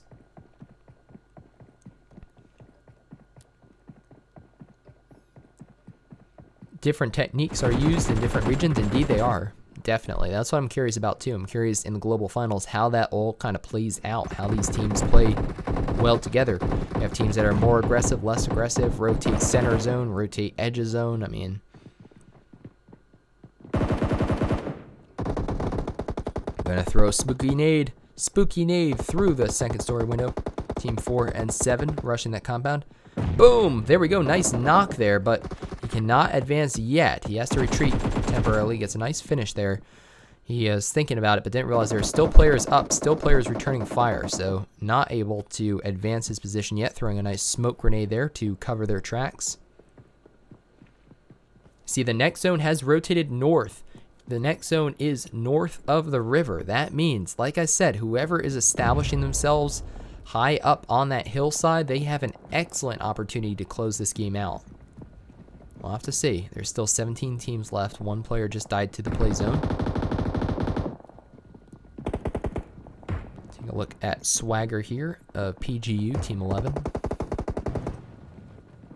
11-2. Getting into an engage now. Nova squad. To see who comes out on top of this one. Nova has the 3-story building advantage, but will that be enough to overcome PGU and their skill? Say they have a level 3 vest, level 2 helmet. That's a pretty solidly outfitted person. And PGU, actually both teams have to worry about getting third party by Team 6. So 2 more at risk of that because 6 is to their north, 11 to their south. So they might get sandwiched in between, and that is not a position you want to be in. Nova with a nice peek there, get some shots in on Swagger. Gonchak with the 8 times and a Kar 98, looking to do some damage with that. 6 actually rotating up to the north, running away from this engagement. Gonchak with a adrenaline syringe, gonna get 100% boost from that. This is the English commentary for the South America Star Challenge Finals Day 2. We're also broadcasting in Spanish and Portuguese, if those are more are the languages that you're more familiar with, if you want to watch those. But thank you to everybody who's watching the English broadcast. Over 500 people watching right now. Make sure you hit the like button on YouTube. It helps me out, as well as PUBG Mobile, with the YouTube algorithms constantly shifting. Tommy here is going to get a revive on his teammate. All members of PGU Squad 11 still alive. 4 team kills so far. So, looking pretty good. Space getting more kills. Space has done pretty well this game. This is the compound that I said you have to watch for. They actually do have to rotate, though, with the zone into the east, where the zone is setting up. This is the one that's going to be doing 3 damage per second. So after this next zone closes, it goes from 3 to 5 damage per second. That gets very, very difficult to out-heal. They need to get into a vehicle and start moving towards the safe zone right now. Here is the bridge. You do not want to cross this bridge. Look at all the people. Oh my gosh, look at all the people to the south of the bridge. Squad 3, again, setting up in an excellent position to be able to deny all these people pushing across. VGN is currently outside the zone. Looks like he's going to die to the zone, I think. Yes, it does. Sync does go down to the zone. Gordo is actually taking, breath damage. He has to come up for air. Look at all the players who are rotating into the next zone, which is another hard shift to the north. Oh my goodness. Get some love for the North America teams. We'll have to see. Those would be Gangstars, Team Gates, and Gangstars, Team Gates, and Wicked's team, right? Yeah, it's Wicked's team. So I am blanking on the name right now, but Gangstars and Team Gates were 1 and 2, and Wildcard, that's it.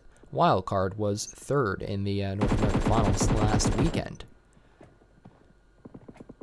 So VGN, you can see here taking shots from behind him, from ahead of him. Oh my goodness.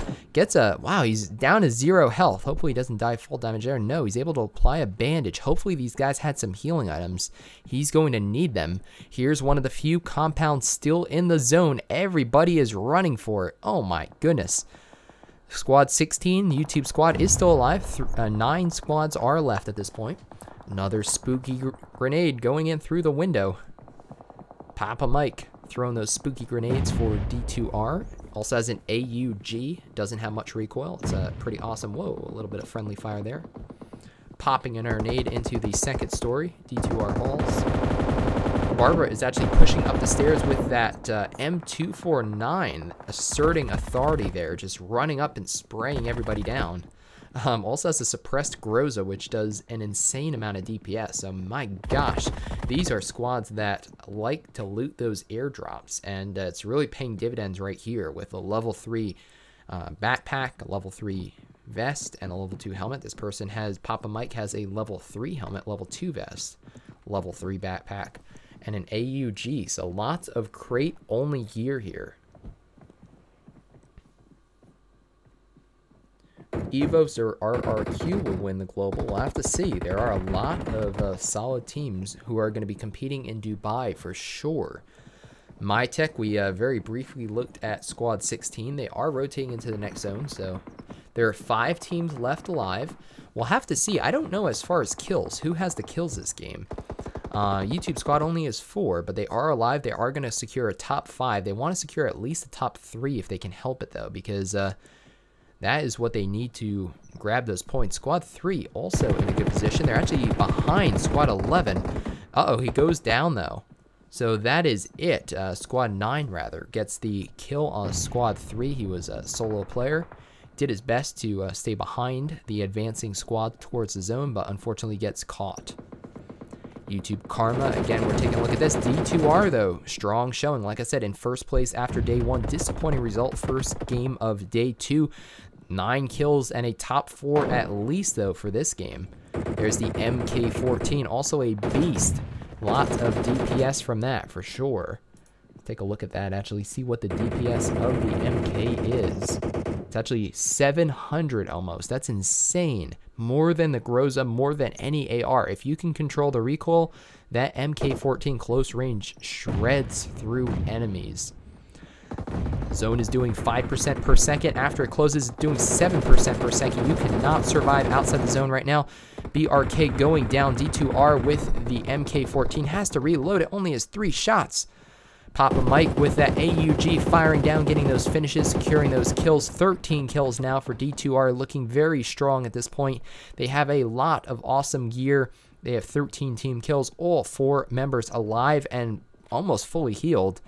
They see a member of Team 9 throwing a spooky grenade. Will it connect? We don't know. It cut away. Oh no. And it did. It did connect. The grenade got him. We did not see it, unfortunately, but the grenade did connect. He knew he was behind that tree. Beautiful throw there.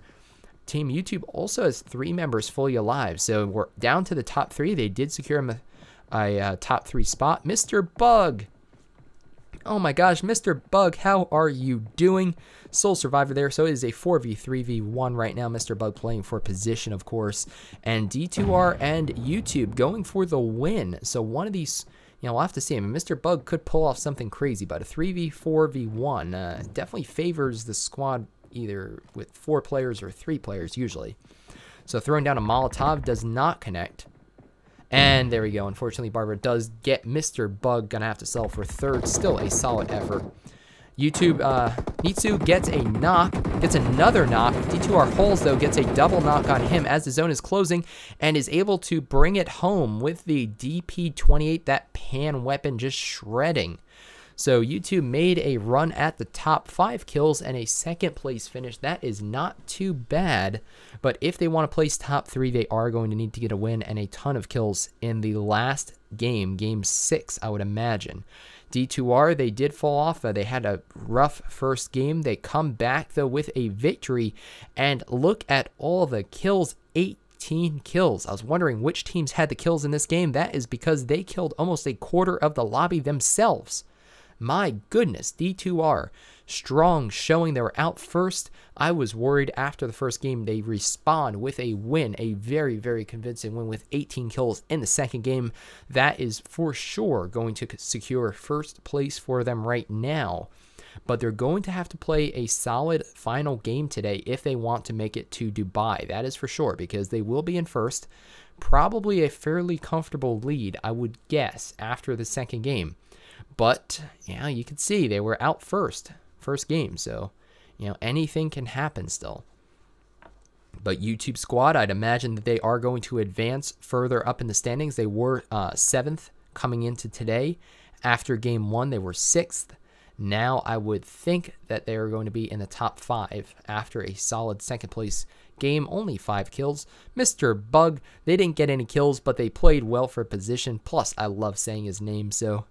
We also have the rest of the squads. Take a look at where everybody placed right now. And like I said, the distribution as far as kills go, not that crazy, honestly. I mean, just a few teams getting a majority of the kills. So first game, we saw very much the same thing, and first day it was very different. First day we had kills, this squad with 5, this squad with 3, this squad with 7. Now we're seeing the squads kind of pull away. 18 kills for the winners D2R, destined to rise after this second game. As we go back to the commentator desk, I knew you. I love you. Thank you so much for the love. Go Derek G. Yay. This is Derek G providing English commentary on the South American Finals, Star Challenge Finals for South America. We are through 5 games with only 1 game left. It's crazy. I'm getting invested in this. This is so fun. I'm having a blast commentating, and you get invested with these teams, and I don't want it to be over. We only have 1 game left. Who is going to take it? Who is going to place? Who is going to make their way to Dubai? I don't know, but we only have 1 game left on Erangel, first-person perspective. There was that peak. That is insane. I cannot believe he got that. That must have been like 2 headshots in a row or something in order to take him out that fast. There's Watson. Unfortunately, gets caught out. Was not peeking. And that is why you want to do that. Definitely expose less of your body. D2R with a beautiful push here on that compound earlier in the game. You can see Halls and the rest of them going to town. They do lose 2 members here, but both of them get picked up. And that will be important later in the game because it ends up being a 4v3v1, and they needed every one of those last people to beat YouTube Squad. You see VGN also had a solid game. They also got a lot of kills. We also have some lag. It wasn't too bad during the game, but again, I am recording a feed from Brazil, so do apologize. We kind of just deal with what we've got, and we'll go from there. So if we get a period of lag, I will try to play Snake, and we'll see how that goes. We got Sync. This is VGN Sync, and Samuk, who was outside the play zone. He sacrificed himself, but did get some kills in the meantime. Let's see if we can hit the arrow keys. Unfortunately, nope, doesn't work. So you used to be able to, when you were loading a stream on YouTube, play with the arrow keys and play a little game of Snake there. So D2R, they were pushing this 3-story with that M249 going to town. Also had a suppressed Groza, which is arguably even better close range. And here was Barber here with that suppressed Groza doing over 600 DPS. Insane. You can kill people super fast with that. Here was Halls getting the knocks on IG. That is why Mr. Bug was the sole survivor. He was playing for position. Ended up getting 3rd place. Not bad at all. Papa Mike with the AUG. D2R had so many crate-only weapons. Oh my goodness. And here was Halls with the DP, able to clutch it. 47 rounds. MyTech the last one to fall, and a win for D2R, destined to rise. Doing a great job. Thank you everybody for the positive feedback. If you guys haven't already liked the stream, it helps me out, helps PUBG Mobile out. Hit that like button on YouTube, and I certainly appreciate it. Bug scope, yeah, sometimes you still get that as far as a spectating bug. When you scope in, you can't see anything or a scope. Here we go.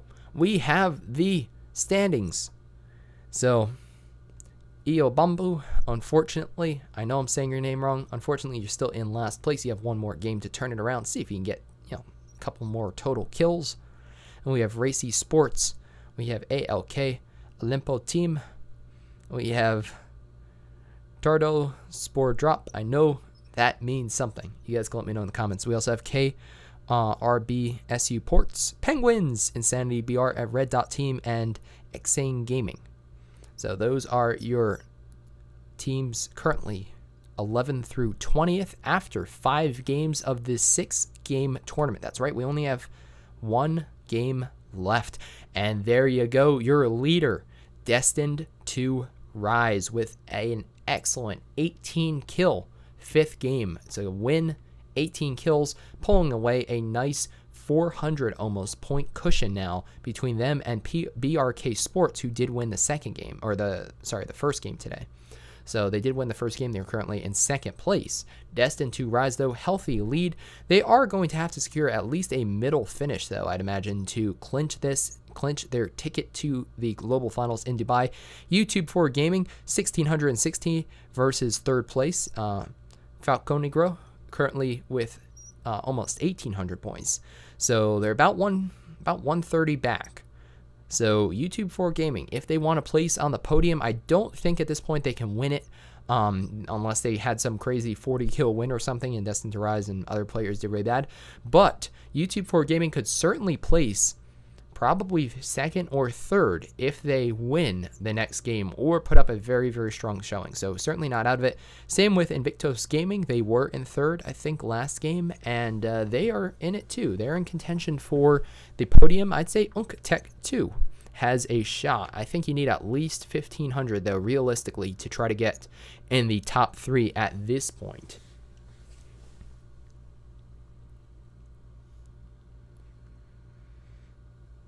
So there you have it, your top 10 out of the 20 teams competing for the South America Star Challenge Finals. Space Monkeys in 7. I do love your name.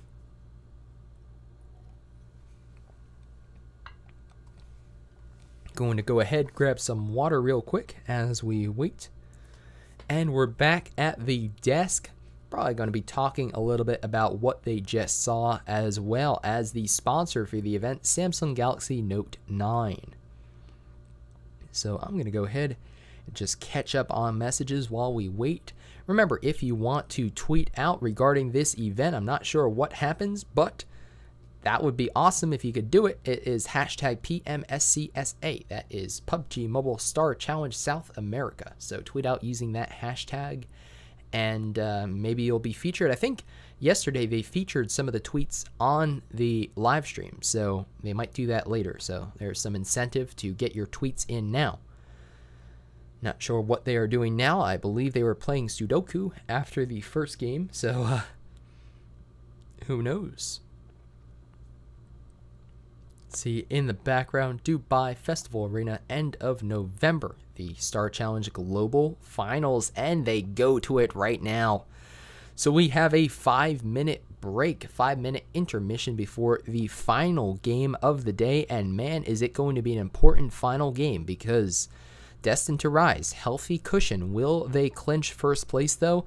I think they're going to need to get to at least a 10th or so to secure. So I think they need at least a middle-of-the-road finish in order to secure, even with a 500 or 400-ish point cushion. Who is the commentator? Derek G. That is my name. I am commentating this in English. Having a lot of fun doing it over the last almost hour and 45 minutes or so. And stay right here. I'm probably going to go ahead, grab a snack. I'll be back when the countdown timer is down to about a minute or so.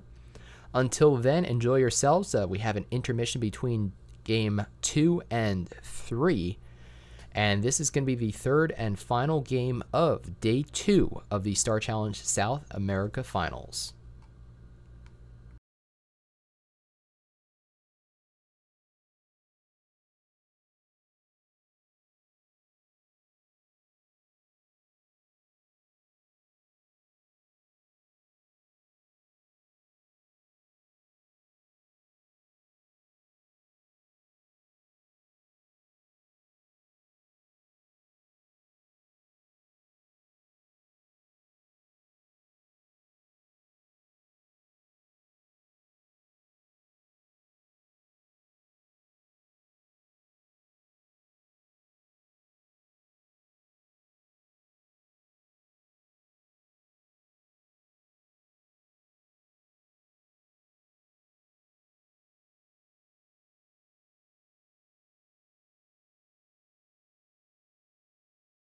The new Galaxy Note 9 has more power than you need.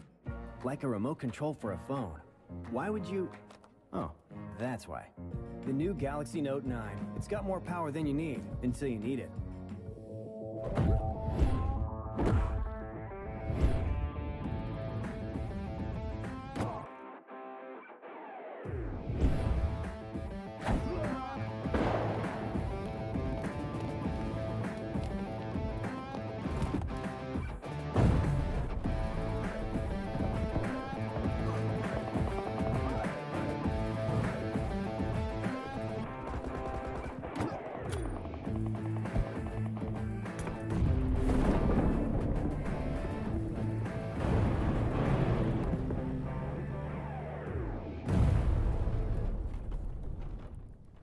new Galaxy Note 9 has more power than you need. Like a remote control for a phone. Why would you... Oh, that's why. The new Galaxy Note 9. It's got more power than you need, until you need it.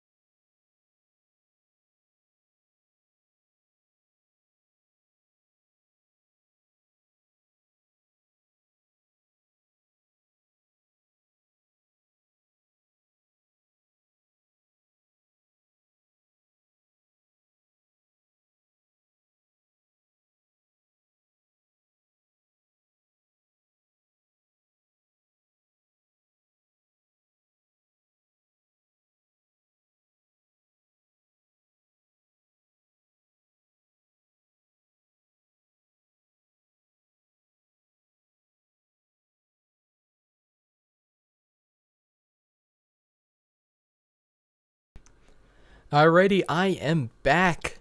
9 seconds to go. Snack in my belly. It's getting worried if I got too hungry. I was looking over at that Samsung Galaxy Note 9, the sponsor of PUBG Mobile. I'm like, no, that would not make a tasty snack. It's an awesome phone. The S Pen is a lot of fun to use, but probably not that tasty. So now we are going to be watching one of the lead artists of PUBG Mobile talking about how easy it is to create a map, copy, and paste. Simply copied and pasted. JK. No, just kidding. Oh my gosh. Yeah, This is Miramar, but very similar strategy, I'd imagine, for the transfer of Sonic from PC to mobile. You have to redo everything from textures to terrain to the complexity of the buildings and all that fun stuff. So I think I'm going to go ahead and mute myself until we get back to the commentary desk, but enjoy this for sure. And again, thank you to Samsung for sponsoring the event. The brand new Dusk mode provides vastly different visual experience. We got 3 new weapons, each with its unique characteristics. Even some of our vehicles got a fresh new paint job. The desert map is 50% larger than the island map, so there is way more content. The area outside the city is a wide open mountainous region which lacks shelters such as trees or grass. There's way more middle and long distance combat which requires greater precision when shooting. So players better get to be good at estimating their relative positions from enemies to find the best hiding spot on the back of a slope. Actually, some of our less popular places, such as island, mine caves, ruins, have a good loot. Trust me.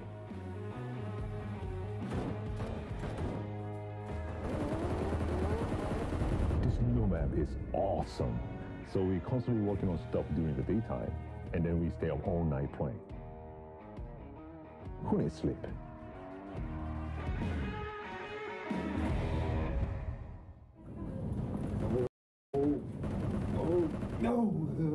Oh, play PUBG Mobile.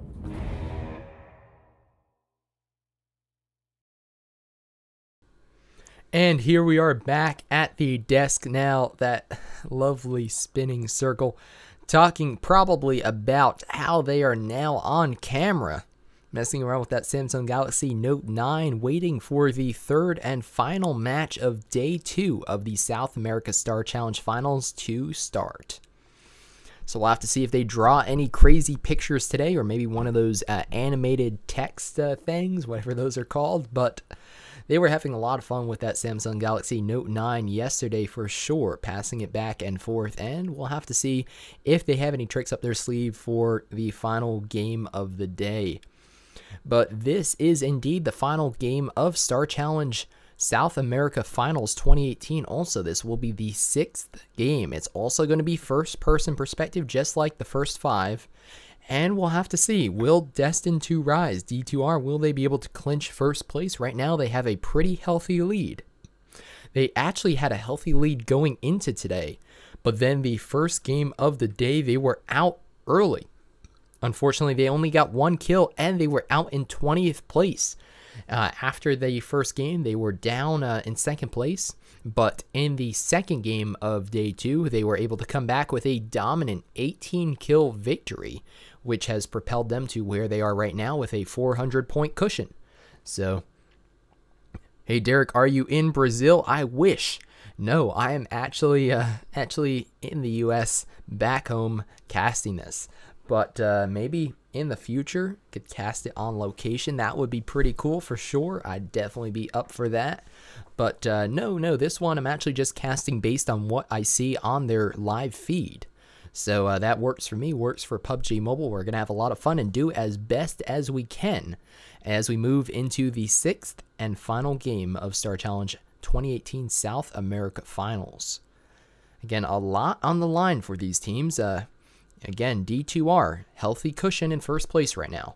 But only the top team gets into Dubai. And Team YouTube making a push up the leaderboard. They were in 14th, then they were in 7th, then they were in 6th. Now they are up to 4th. Will MyTech and crew be able to clinch one of the top 3 positions after this 3rd and final game? They're going to need to have a good game. Last game they didn't have many kills, but they did get 2nd position, and that gave them quite a few points. So will they be able to replicate in game 6? I don't know, but they are going to need to if they want to reach the podium. So they're probably just talking about all of that right now with that lovely backdrop Dubai in the background. On what I'm pretty certain is a Samsung TV. It's actually a pretty nice Samsung TV. It's rather large. Don't know, that's probably, I would estimate 65 or 70 inches. Why did NA play 8 games but South America only 6? I am not entirely sure. What was your snack? Goldfish. I wish it was a chicken dinner. No, I didn't have time though. I only had 3 minutes. What else were you guys asking? Yeah, because Europe actually played 10 matches for their finals, and they had a show match. So in Europe, they actually did a Sonic show match to begin each day, and then they did 5 matches. North America did 4 each day for a total of 8, and South America is doing 3 each day for a total of 6. So not entirely sure what the format is, but I do know that when you make it to the global finals, there's somebody who tweeted using the hashtag PMSCSA. Congratulations for making your way onto the cast. Awesome. But yeah, I'm not entirely sure, but I know that all those teams are going to be competing together in Dubai in about a month. So regardless of how they got there, as far as how many games they had to play, or third person, first person, now, you know, everybody's going to be playing the same map, same even playing field, and we are going to have a global champion in just over a month. 3 teams from, do you play South America? Or do you play, wait, what? Derek, do you play PUBG Mobile yourself? Yes, I do. I do, but I'm by no means a professional player. We did get 8th in the North America Star Challenge Finals, which I'll take. But we actually had a 2nd place and a 3rd place. We almost won the first game, which would have been crazy against Gangstars. But I am a Diamond player. I think if I played a lot, I would be in Crown, but I don't know if I'd be in Ace. I don't know if I'm that good, honestly. So I'm having fun. I'm getting better. It's an awesome game for sure. No way it was Goldfish for your snack. That's why I sent in the chat. Indeed, those of you who know me, who watch my streams on my channel, you guys know that goldfish are my go-to snack for streams, or it seems to be at least. This is how I was supporting you during the NA finals. Let's go. Thank you so much for the support. Certainly appreciate that. Best tactic, shoot them in the face. Indeed, it's always a good tactic. When will it begin? I don't know. It depends on how long these commentators talk and how long it takes the match to get set up. All I'm doing is watching, so you guys know what we're doing here behind the scenes. Look behind the scenes here. What we're doing is we're actually playing a YouTube video right now. Here's my mouse. And I'm playing the live stream. It's called the clean stream, the clean feed, because we don't have any audio on it, just game audio. So this is what I'm watching and what I'm commentating on. So I'm not entirely sure with the schedule. I know that the matches are supposed to start around the top of the hour, I think. So we might have a few more minutes to wait as an intermission in between game 2 and 3, but we will be getting to... we'll be getting there, probably in the next couple minutes, getting to the third and final game of the day. Do you know the format for Dubai? No, I do not yet. But I'd imagine, if I had to guess, I would imagine that there are going to be a good number of games because it is a global final. I think that it's 2 days, so I don't know. We'll have to see. We'll have to see, but it will be exciting.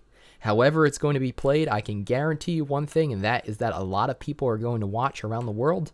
And it's going to be exciting because we had almost, I think it was like 80,000 people watching the North America Finals. So I can only imagine how many people are going to want to watch the Global Finals. I'd imagine it's going to be over a couple 100,000, which is insane to think about. It's past 5 minutes. They said 5 minutes. Oh, no. I don't know. All I am doing is watching their feed and keeping you guys entertained until the game starts. How many wins do you have on your PUBG account? I am not sure. Probably quite a few between the seasons. I don't know. Not that many. Maybe I'd say 150 maybe or so between the seasons. I'm not sure. I will pull that up right now while we wait. We'll find out. It's past 5. They said 5 minutes. Oh no. Erangel says, I gave all my votes to you, love from India. I know how much you support you. Thank you, everybody who has been supporting me, the growth of my channel, and everybody who was voting for me in the Star Challenge North America Finals. It was a lot of fun for sure. And only, you guys were the reason that we were even there. So that was awesome for sure. Let's see here that we have... Can we even vote anymore? I don't think we can even... Oh, we can still vote. You can still vote for your favorite team in South America or in Asia. IND Nova, Team India, running away with the vote, though, with over 1. I think they're running away with it, right? With over 1.6 million votes. That's insane. That is awesome to see, for sure. You made our day. Are you Derek G? Yes, I am. Let's take a look here. We'll see. You guys are asking, oh wait, this is the wrong account. Never mind, I have to log in to my normal one. And then we'll find out how many wins we have. When's the Asia Finals? I think, don't quote me on this because I haven't been told anything by PUBG yet. I think it's next weekend, right? Didn't they say they were doing finals every weekend? For 4 consecutive weekends, and Europe Finals was 2 weeks ago, North America Finals was last week, South America Finals is this week, so I think Asia Finals is going to be next week, but I'm not 100% on that, so we'll see. We will see. Yo. Somebody said, yo, welcome, Axel, to the chat. When do you stop playing bots? As you play more, I'd say. I mean, well, if you're playing a custom room, it's all people. If you're playing war mode, I think it's all people. So it depends on what you're playing too. Take a look here at my standings. Let's find out. Let's go to statistics. All right, I have 3 wins. That is not many. And I have 25 wins and 30. It says doesn't count any custom games. But I haven't played that many rounds. I probably have 100 wins on the account. That's about it. So I know there are some people who have played like 600 games just this season. But unfortunately, as a content creator, most of my time is actually spent, well, creating content and not playing matches. So looks like they are playing around on their Samsung Galaxy Note 9 phone, as official sponsor of PUBG Mobile. And here we go into Game 6. The final match of PUBG Mobile Star Challenge South America Finals. So will D2R destined to rise? Will they be able to take it and secure their spot in Dubai? Or will another team play an excellent game and challenge them for the lead? We are going to find out right now. Playing route is east to northwest. Will anybody drop Zarky? I don't think so, but who knows? We'll find out. You got a team going for Malta Factory, it looks like. Another team, two teams actually going near Malta proper. That would be Team 19 and 7. Team 4 is floating towards Pochinki. I don't know if they're going to make it on that flight path, though. They might actually be going for one of the compounds by farm. We have, oh my goodness, look at all the teams dropping. Yes, Naya. Team 2, as is customary, they're going towards Stalber and those northerly compounds. They like to loot those guys that are up to the north there by Kameshki and then make their way down south. Will anybody go Zarky? The only possible team is Team 3. Come on, prove me wrong. It has that cool fall foliage to it. Here is Destined to Rise. D2R looks like they are going to be dropping George Paul Crates, I think. And here we go. Welcome to, yes, Naya, where anything can happen when you have 4 squads in close proximity starting to loot up. YouTube 4G. Yes, there's a lot of love for the YouTube squad. That is Team 16. Where are they? They're in, yes, Naya, Polyana, just like they usually drop. We'll have to see. This is a hot drop zone with this sort of flight path. You actually have 1, 2, 3, 4 teams in Yasnaya. Early game engages here. You cannot go out early if you want to place. If they want to place, they have to survive until at least the top like 3 or 4 with a lot of kills. We've got squad 8 and 5 actually by school apartments. Never mind, we have jumped from Yasnaya to school apartments where there are 2 teams in close proximity. We've got squads 8 and 5. So 8's up the hill on those large 3 stories with the roofs, whereas squad 5 is down the hill with those 2 stories. There is a nice knock with an Uzi. The micro Uzi, you guys said, will you win with one? D2R did not use a micro Uzi. They actually used a DP to win the last game, but you never know. We still have an error game. Maybe they will use that micro Uzi to great effect. We'll find out. Squad 8. Jockeying for position. All of them are still alive, too, and in pretty good health. So that certainly helps. Look at that pump action shotgun. No cool skin on that one, but still a good weapon close range for sure. We have Android Gamer, who is rushing the stairs, rushing his position, firing, and going to get the knock and probably the finish, too. Is he going to go for the finish? He's reloading. Yes, he does. He knows he is outmatched. He's trying to jump out of the window. Unfortunately, gets stuck. And the Android Gamer is able to get him from behind there. But either way, one member of INS does go down, but they have 4 kills. That is a squad wipe. Team 8 going to take that one. And that was the first team out of the match. Only 100 positioning points. They did get a kill, so that's going to be 115 points for them. But that is it.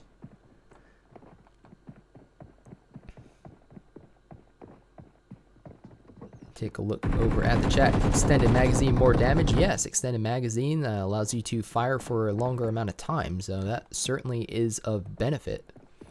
Got Hope Esports of Team 13 looting up. There's a nice first aid kit. How about a level 2 backpack or level 3 backpack? Don't mind if I do. Have a pistol and an AK. So an AK with a holographic sight. That's not bad. This looks like Pochinki. Indeed it is.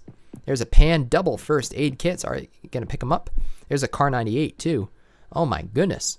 This person has a YouTube Karma of Team 16 with the micro Uzi with an extended magazine gets a knock, but unfortunately Nitsu is also knocked. So squad 14 and 16 very close to each other. And then squad 16, the YouTube squad is split. So MyTech not going to be able to really help out Karma much from this position. Doesn't look good. Karma very, very worried. Going to throw a smoke grenade. Going to try to get across the road here. But 14 and 16. YouTube squad looks like they have a 1-2-1 split right now. And I'll have to see. Nitsu firing. He has been picked up. He has used the first aid kit and is now firing out at Foxes. Here goes a nade. It's actually a flashbang. Boop. There it goes. Nice little puff of white smoke there. little flash. Obviously, if you're affected by it, you see a lot more than that. You see quite a bit, but not a spooky nade. If it was a spooky grenade, could have gotten a nice knock there. It looked like the positioning on the grenade was good. And that has actually allowed Team 16 to retreat. Now all 4 members are back across the road in the upper part of Yasnaya, all still alive.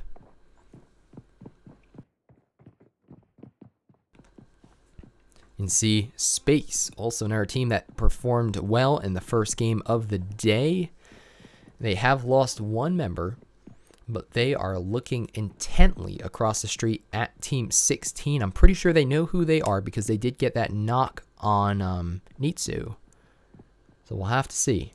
I love Miramar because there's no people laying on the ground. Miramar doesn't get that much love anymore. I'm glad that there are some fans who are appreciative of the map. Obviously, a lot of hard work went into it, and it's cool. Yeah. And it's not the best for custom rooms just because you tend to have these giant lulls in the action. You know, everybody's playing custom rooms. They like, especially when I'm commentating, they like to have that, quick turnaround where you're watching one squad and then all of a sudden another squad rolls up on them and then you're going to another location. And there's just constant action to watch. It's very exciting and engaging. But Miramar, you usually get those early game engagements and then the mid game slows down a little bit. Here's Kano, unfortunately, does not have a scope on that AK, and that is not what you want. You want at least a holographic or a red dot or something on that gun because it's not that good without one. Hard to aim down the sights because there aren't that much in the way of iron sights with that weapon. Nice knock there. Two teams are still in or so far out of the match. Don't know what I was trying to say there. Looking over at the chat, got distracted by the Uzi.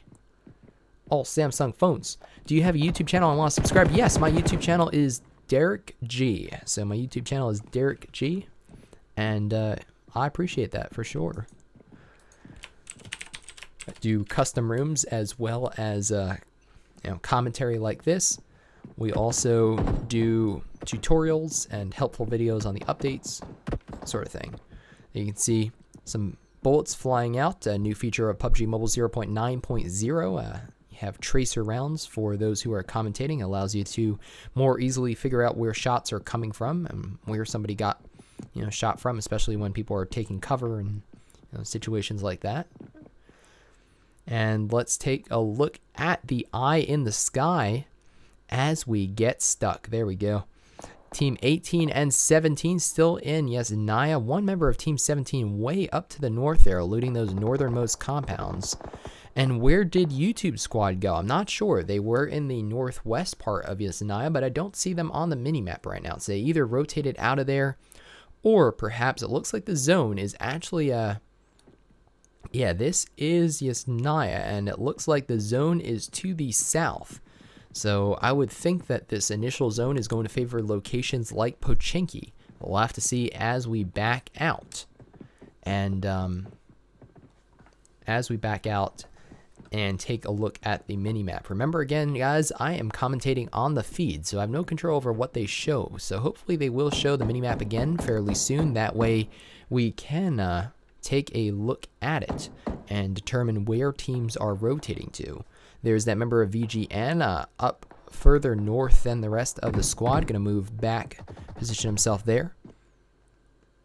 See teams 18 and 17 Space still occupying the southern end of Yasnaya. What's going on with YouTube 4G? I don't know. I actually don't know what's going on with anybody right now because we are waiting for the stream to buffer. So again, it's not on my end. I have 0 drop frames for the broadcast, but you can see here we are watching a YouTube video and might be having some network issues down there today. So this is being broadcast from Brazil, and unfortunately we're getting some freezing there. So not entirely sure what's going on. We'll kind of just try to monitor it and go from there. We'll take a look at the task manager and make sure that we've got ample network. We do. Gigabit down, so I can't imagine that would be the issue. Either way, Team 18 peeking out at Team 17, still in the northern edge of Yasnaya as we wait for the wheel to load. Let's go ahead and see if we can jump back to live and take a look at space. So we're still in Yasnaya, where 3 teams are. Where did Team YouTube go? That is the question of the day right now. Team 16, they are pink, and I do not see them, so they might have rotated out of Yasnaya. Here we go, Shelter. Some action in Shelter. This is rather uncommon. Teams 9 and 15. Nice block by the pan there. You could hear that bullet ricocheted off of that impenetrable pan. Nice suppressed M16 there. Large concrete column doing some blocking, but one member of Team 9 does go down, but that looks like a squad wipe with 4 team kills. There's YouTube squad. Team 16, they're actually rotating down to the south. So they're driving down to the south. I'm sure we'll see them more. It looks like they're going more towards the center of the zone. Like I said, we haven't seen the minimap yet with the zone, but I'd imagine that places like Pachinki might be solid choices this game. Gonna play some PUBG, take a chicken dinner. Wish me luck. Good luck, Spider-Man fan. Good to see you in the chat. Thanks for all the support today.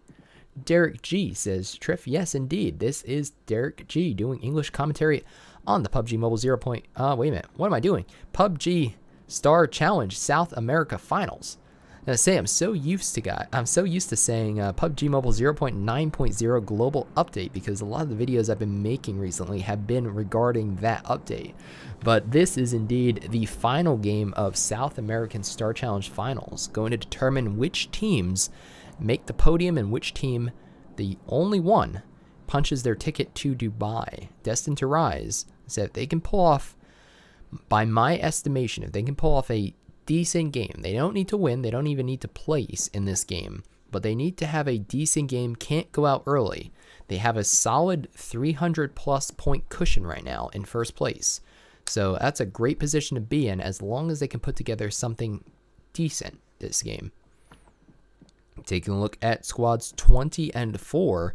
One member of squad 20 was able to get a second place the other day, or the first game of today rather, by hiding with a Vector.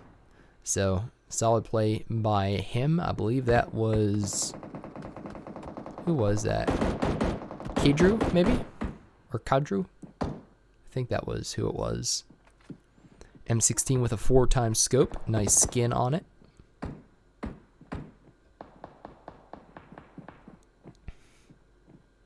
Thanks for the shout out. Going to Platinum now. Good luck.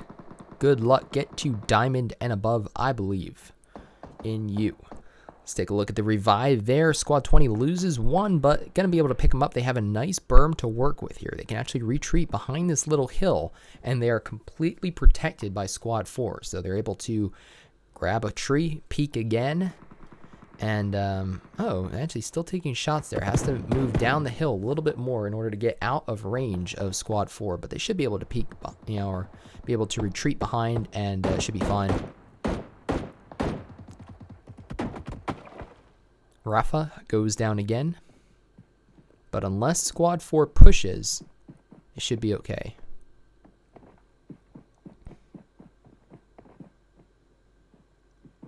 Bushka has tested most of the gun.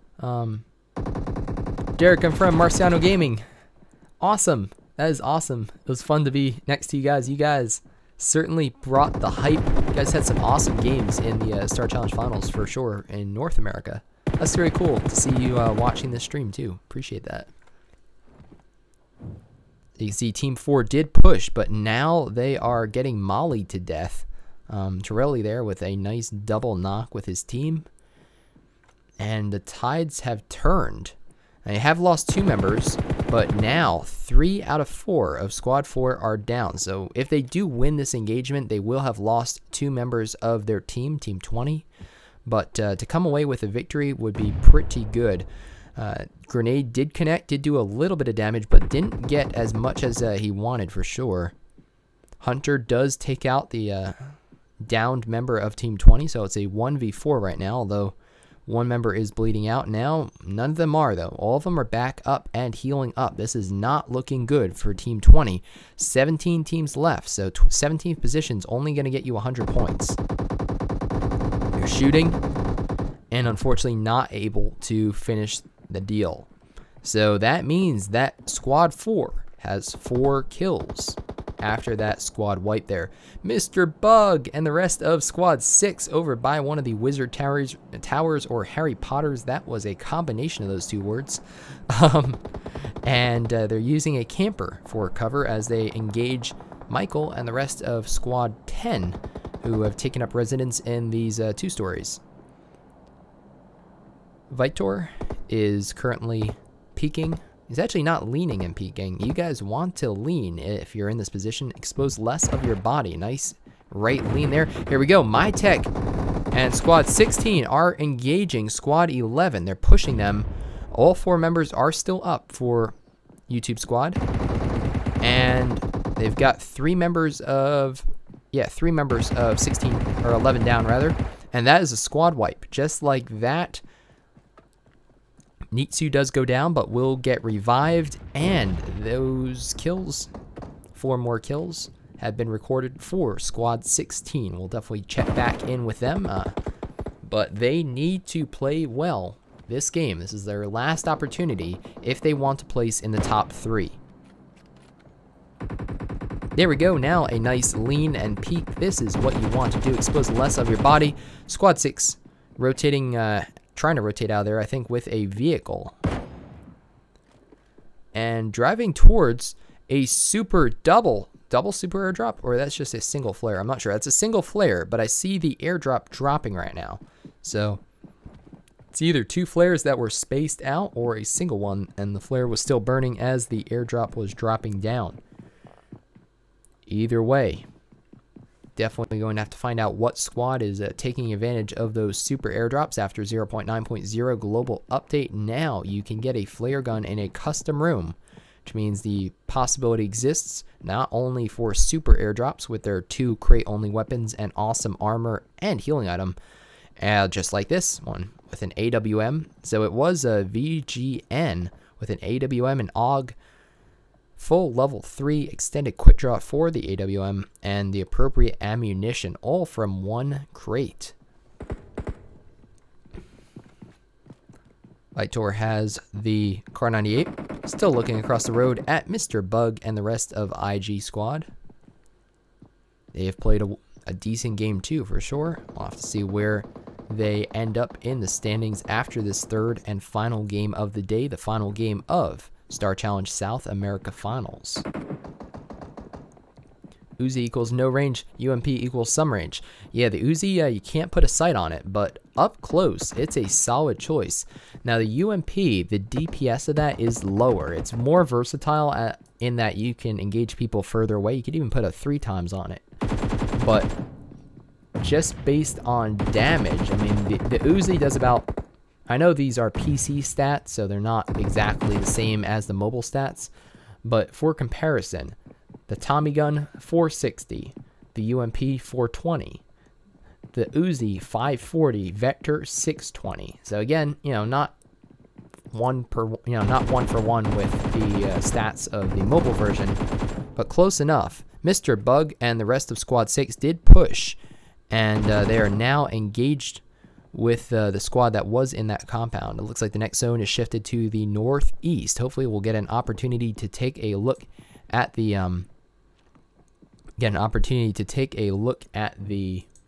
mini map there. PC Vector is the best. Look up Bushka's videos. Yeah, we'll take a look at that. The Bushka, he is from Australia, has a bunch of awesome videos for sure to check out. Is also a PUBG mobile content creator. Vitor with the AK spinning around there. Man, what an intense engagement. This is going to leave them with a 1v1. Mr. Bug versus Vitor, who does go down. So Mr. Bug able to secure the victory with 4 kills for his team, but unfortunately loses 2 members in the process. And D2R, one of the members of D2R, is right over there to his south. Looks like he's on the other side of that hill. Now we're jumping to Squad 9, catching the end of this engagement between Squads 2 and 9. Looks like 9 is faring better in this engage. It looks like they might have crashed a compound. There's BRK Cave YT with a nice micro Uzi shots. Close range, that thing shreds. Especially with a stock on it. You can see the stock there. Talking about damage drop-off. Yes, there is damage drop-off. So the further away you are from somebody, depending on what ammunition it is. And all right, we're going to be taking a look at the staircase as Flash Zito decides to take a nap on the stairs. Just chilling here. They are not in the zone. 429 meters outside it, actually. So here he goes. Might be experiencing some issues maybe with a connection. Here he goes into the vehicle and is going to start driving into the zone. Squad 3, known for their solid positioning earlier today in the first two games. Unfortunately, looks like a squad wipe now by 18, who had a nice surround, actually. Able to get the revive right now. No worries. Nobody around them. And, yeah, cool positioning there. One member stayed back in that complex and was actually able to pick them off from behind as they were focusing on the people up the hill. How many teams from South America are going to Dubai? Only the first one. Only the team with the most kills after this game. So 6 games in total. Oh, first person perspective. Right now, D2R, or Destined to Rise, is in first position. They have a healthy lead of about 300 points. And we'll have to see if that is enough or not. I can't be sure yet. But if they have a decent game, I think that will clinch it for them. So, rest of YouTube squad, they're down by farm, actually, and they see squad 14 across from them in one of those farm compounds. Nice AWM with an 8 times, I think, or is that an M24? Always get confused. I actually think it's an M24. AWM looks a little fancier. We'll know once he connects with a shot, too, because the M24 is a world spawn now. The damage has been slightly reduced. It's still better than a Kar 98 as far as damage goes, but cannot match the sheer awesomeness that is the AWM. Squad 14 and 16 looking at each other. They also have to be a little wary of Squad 4 up the hill from them. Hoping we get a look at the minimap soon. That way we can determine where these squads have to rotate to. Haven't seen it in a while, unless I've missed it. You see here that the next zone looks like it's going to be favoring the western edge of the current one. You can tell that because the blue zone and that next white circle are very close to each other, and the circle is not currently closing. You have another minute until it starts closing. So, looks like, what is that? Pochinki? That might say Pochinki on the minimap there. Looks like it is. So, the eastern edge of, is that? I think it is. The eastern edge of Pochinki, yes it is in play still. So there is a farm to the east of Pochinki that might be a great compound to establish themselves in. That might be where all the action's taking place right now, as one of the members of YouTube squad does go down. Keiko goes down. So does my stream. Nitsu with the DP, taking shots and gets a nice knock on one of the members of Squad 7. This is a very intense engaged. Squad 7 actually getting squeezed from both directions by Squad 16 and 6. So they're getting third-partied. Not a position you want to be in at all. They are up on the hillside, and Karma is engaging him with an M4 right now. Oh my goodness, Mr. Bug. Squad 6 is Mr. Bug's squad. Only 2 strong. They lost the other 2 members in that earlier engagement when they wiped that squad. Nitsu gets another nice knock. Karma is very low. Nitsu is still up. The stream is suffering. Oh my goodness. Nitsu getting revived right now. My Tech is also down. They need to get him up. He's one of their top fraggers as well as their most popular player. Mr. Bug still alive, as is Lucky, or something similar to that. Taking shots, single shots with that M16 into the smoke, trying to get, he gets Keiko down again, not able to heal up. Their vehicle is destroyed. YouTube squad definitely in a rough position right now. Still 12 teams left. You do not want to go out in 12th.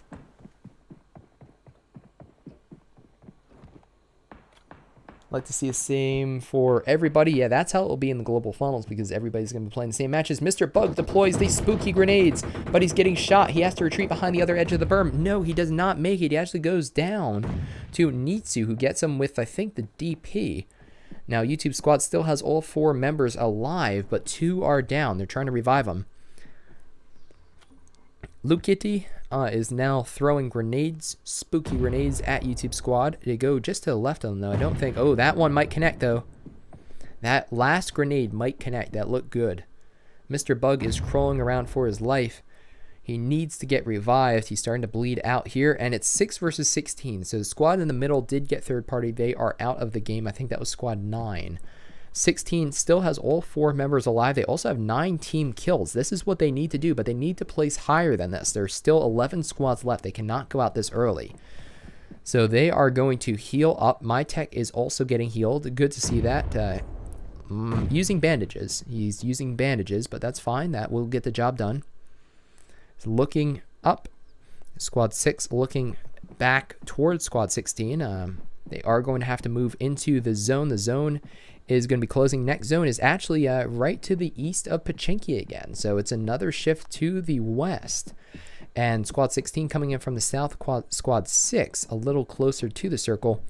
Looks like they're running towards the farmland, maybe towards that tractor in those trees. Scouting it out right now. Pachinki, part of Pachinki is still in play, just the easternmost extent of it. 19 kills. Oh my goodness. Mr. Bug, they have 4 kills, all 4 coming in the squad in the form of a squad wipe earlier in the game, where they did lose 2 members of their team. They're now running for their lives towards squad 19 and Pochinki, which will hopefully provide them with some cover, as we are now down to 10 teams left. Down to the top 10. I haven't seen D2R in a while. Don't know if they're still in the match or not. There's Goku, so we'll have to see. But remember, Destined to Rise did have a 300-point cushion, so all they needed to do was have a decent result in the last game, and I'm pretty sure they'll clinch first place. But lots to play for. YouTube squad needs a solid finish here. They have the kills this game. They just need to get the position. And if they can do that, they could work their way into the top 3, maybe even the top 2. And that means placement, you know, position on the podium. You can see Back Belt is knocked by EXG. And once again, we are left wondering what is happening. YouTube Nitsu gets another knock. F4W. 2 members of the squad are down by Nitsu now. Actually, down and finished. Never mind, that is 1 member of the squad who is downed and finished. Space also taking damage. Space squad loses a member, goes down. There's the eastern buildings in Pachinki. There's that nice wizard tower. Harry Potter. Oh my gosh, I'm still saying the same thing. Let's take a look at Pochinki, one of the only places where hard cover is available. You can see squad 16, the YouTube squad, is kind of in the middle of the field, but they are in the middle of the next circle, so they do have that going for them if they can survive. Going to have a strong push from the about 4 of the remaining teams. 4 of the remaining 8 teams are by Pachinki right now. How about this team? 3 damage per second, 3% per second, going to 5% per second when this circle closes. I know that's a lot to think about, but this is the time when the zone starts to do a lot of damage. You cannot out-heal it anymore. You have to get into the zone. Squad 16 looks like they're in a fairly decent position to gatekeep that, because the squad that was running in with the zone is southeast of their location. They have to move up towards squad 16, so the YouTube squad might get some more kills, or might have to worry about that engage in just a little bit. Mr. Bug, Lukitty is trying to defend. Mr. Bug does die, and that is going to be it for IG squad. They were 2 members strong, and unfortunately, rotating out of Pachinki, they do get caught out, and that is it for them. How about BRK? Strong game by them with 10 total team kills so far. I see a Bush Wookie. He has indeed frozen the stream with his awesomeness. Goodness. Who do you think is going to win this engage? I am not sure. And there we have it. The Scar L actually wins out. So BRK, double knock against Space. Let's see how many members of the Space squad are still alive in this one. Baraka with 4 kills himself has a nice Scar L with an extended magazine on it. Good good weapon to use for sure. Here's D2R. D2R is still alive, and that means they are securing themselves a top 5, and actually all 4 members of their squad are alive. This makes me think, again, I don't want to get ahead of the results, but with a 300-point cushion, I have to think they're in an excellent position to take the tournament and the ticket to Dubai with this at least top 5 finish. Now, YouTube still has an opportunity. YouTube is going to be able to gatekeep them because they are in the southwest side. They know D2R has to move to them in 4 seconds with the zone. Probably going to be, you can see smoke grenades going out, probably going to be able to pick them off, I would think. And oh my gosh, a distraction, a vehicle. So D2R gets into a UAZ, taking heavy fire from MyTech and the rest of Team 16. Vehicle explosion downs 2 of them. I think this is going to be it for D2R. I think they're going to go out in 5th position. It does look like they are. They are firing back at the Harry Potter, but I don't think it's going to matter. Oh my goodness, a crash. Team 9 crashes into the Harry Potter that Team 16 was occupying. Karma goes down. MyTech goes down. I think that is a squad wipe. So YouTube squad played well, but they're going to have to settle for 4th position, I think. And no, Nitsu is still alive. Oh my gosh, I don't even know what's going on. Everything is happening all at once, and now the stream is frozen. So we have 19, 9, and 1 left. So the YouTube squad is out. I'm not sure if they were out in 4th or 5th. It really depends on when D2R, when that final member of the squad died. Oh no, what happened to our clean feed? Skip ahead to live broadcast. There we go. We are back. BRK versus, so number 9 versus 1. So we'll have to take a look at the results to figure out exactly what happened there. Going to see if they can finish them off. It looks like BRK is in excellent position to take it with 18 total kills. They still have 3 members up at full health, trying to clean them up, and there we go. Rip in the chat. So there we have it. BRK, a strong showing with a total of 20 kills. My goodness, 20 kills in the final match. What a display for the audience. Man, 20 kills. We have never seen that many in a South America Star Challenge match up until now, the 6th and final game. My goodness. Is it going to be enough to allow them to move up into a podium position? We'll have to see.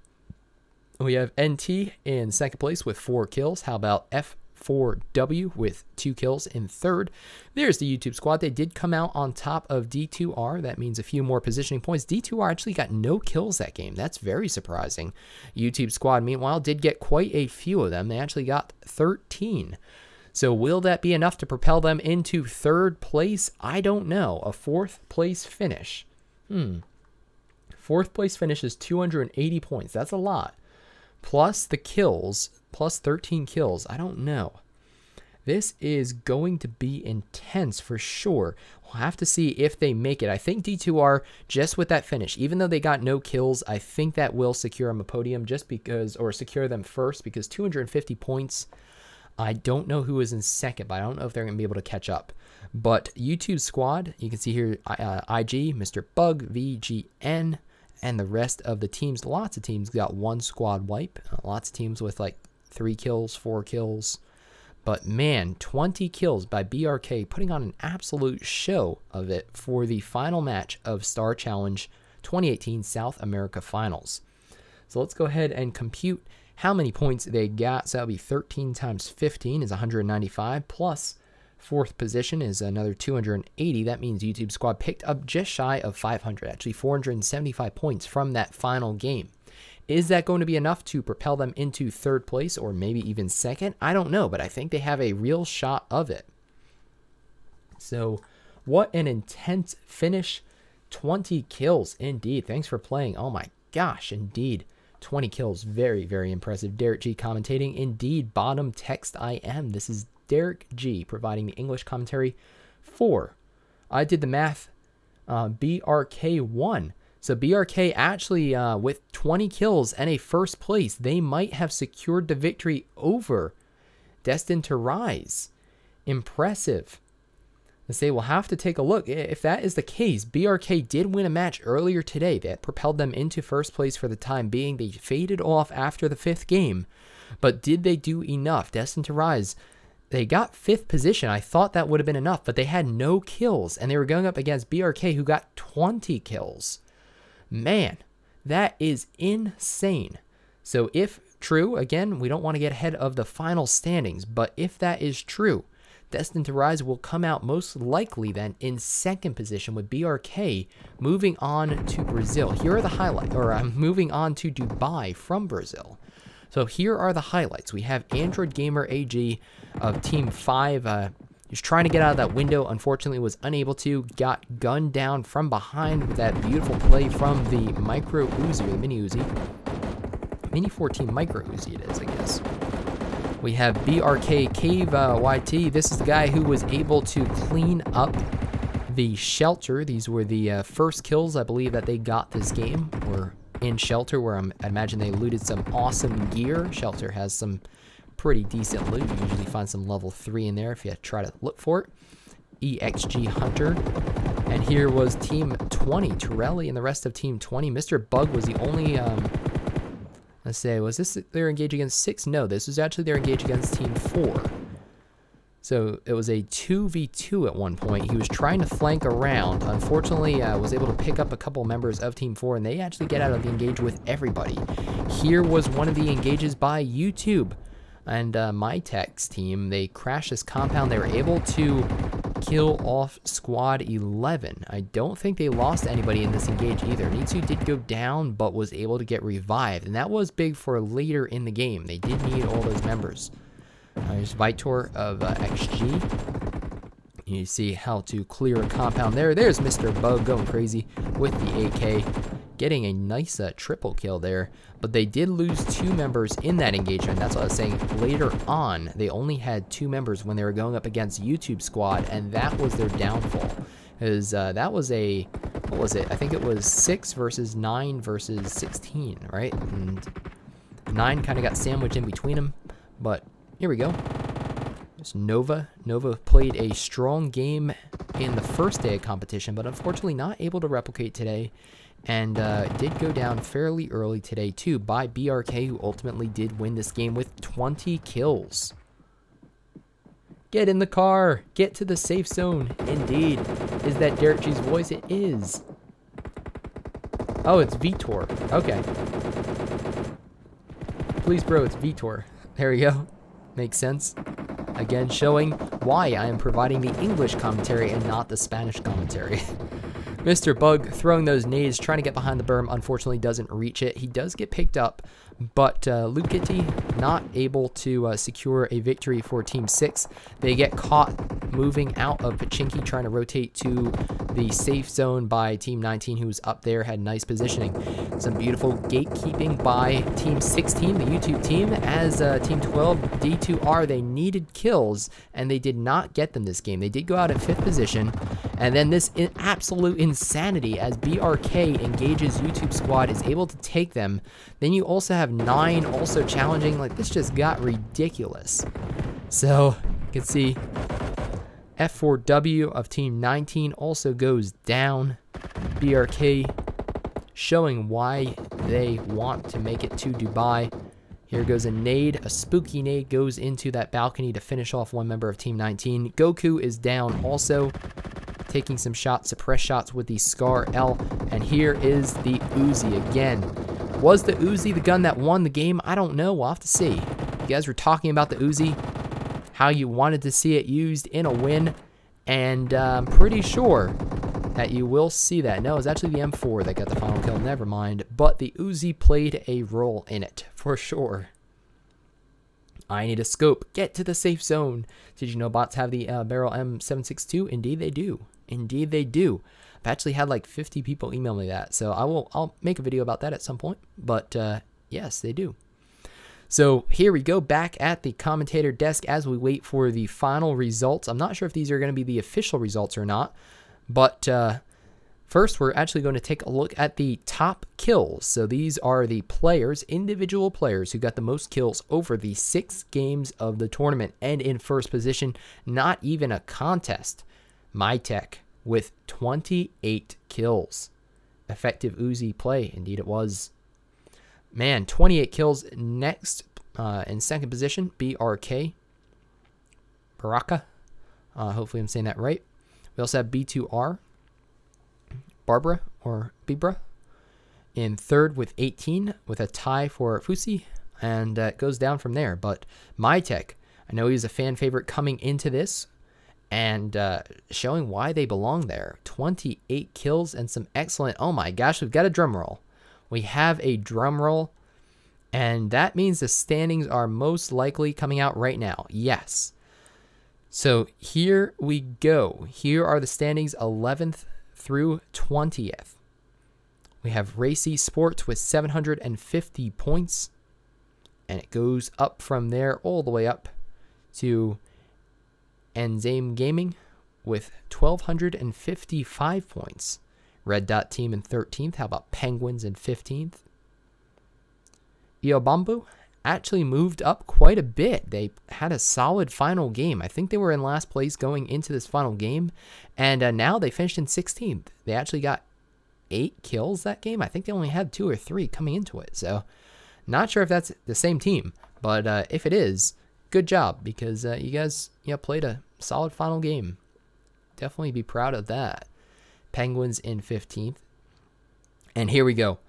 The standings, the results we wanted to see. And here they are. So BRK Sports, indeed, with 66 kills for the tournament and 2,855 points, wins it and punches their ticket to Dubai. We are going to see BRK Sports in the global finals in Dubai. Oh my goodness. Destined to Rise actually gets second place with 48 kills and 2,660 points. You guys were correct. They needed a solid final game. Even with that 300-point cushion, BRK Sports showed how it's done with 20 kills and a first place. Destined to Rise got 5th place, no kills, not good enough. YouTube 4 Gaming moved into 3rd place. That means that MyTech and the rest of that team is going to medal. They're going to get on the podium in 3rd place with 50 kills, over half of those from MyTech alone, and 2,135 points. In 4th place was Falconegro with 33 kills, 1,935 points. Invictus Gaming, IG, that was Mr. Bug and the rest of that squad in 5th with 24 kills, 1,825. Space Monkeys in 6th, Unk Tech in 7th, Nova Esports in 8th, Fatal 4-Way in 9th, and Vengeance in 10th, rounding out your top 10 of the PUBG Mobile Star Challenge South America Finals. After all 6 games have been played, we have a winner. Not sure if this is official or unofficial, but BRK Sports definitely looks like they are going to take it and take that ticket to Dubai next month in the global finals. So, oh my goodness. You're saying that, yes, the global final, I'm pretty sure in the regional finals, it's 20K to the top team, 15 to second place, and 3rd place gets 10K. So, MyTech and the rest of the YouTuber squad, they worked their way up every game. They improved, and good to see that they indeed did make the leaderboard in 3rd position with a nice bronze trophy, probably. So there you have it. My name's Derek G. Thanks for watching the English commentary of the South American Star Challenge Finals. Sponsored by Samsung Galaxy Note 9. Gonna chill here until the stream concludes. And imagine that they're just talking about the teams. What teams made it? What teams didn't make it? Let me know in the comments. What did you guys think was going to happen? Was this a surprise to you? Do you think was BRK, were they favored coming into this event? They had 2 dominant wins today, and that's what propelled them to the top of the standings. One team only, all FPP games. I'm pretty sure, why not 3 teams like North America? I'm pretty sure that they were going based on how many people are playing the game from that region or something. I don't know. There's some formula. I don't know it. I'm just providing the commentary, but I'm pretty sure that there was some formula that went into why North America got 3, Europe got 2. I think Europe got 2. So I'll take a look right now so I tell you guys the right thing. But I know that every region of the world got a different number of teams in based on points from 1 to 3. So I'm not sure why South America only had 1, but that is how they've decided to do it. Hopefully the game can do more tournaments. Yes, indeed. Indeed. This is a lot of fun. The Star Challenge so far, at least my opinion, is that it's been going very smoothly. And hopefully the global finals next month are super successful too. And if they are, I can't imagine why they wouldn't want to do this again. There's a double negative for you. I'd have to think that with all the excitement this is generating, I'm confident that we're going to get over 100,000 people watching the global finals. And that rivals, broadcast, normal TV broadcasts and stuff. So I don't know. We'll have to see. But hopefully this is the first of many tournaments like this. Hopefully I'll get more opportunities to commentate them. And many of you guys will get opportunities to play in them. So they're back at the desk talking about what we just saw. Lots of excellent play over the 2 days of the South America Star Challenge Finals.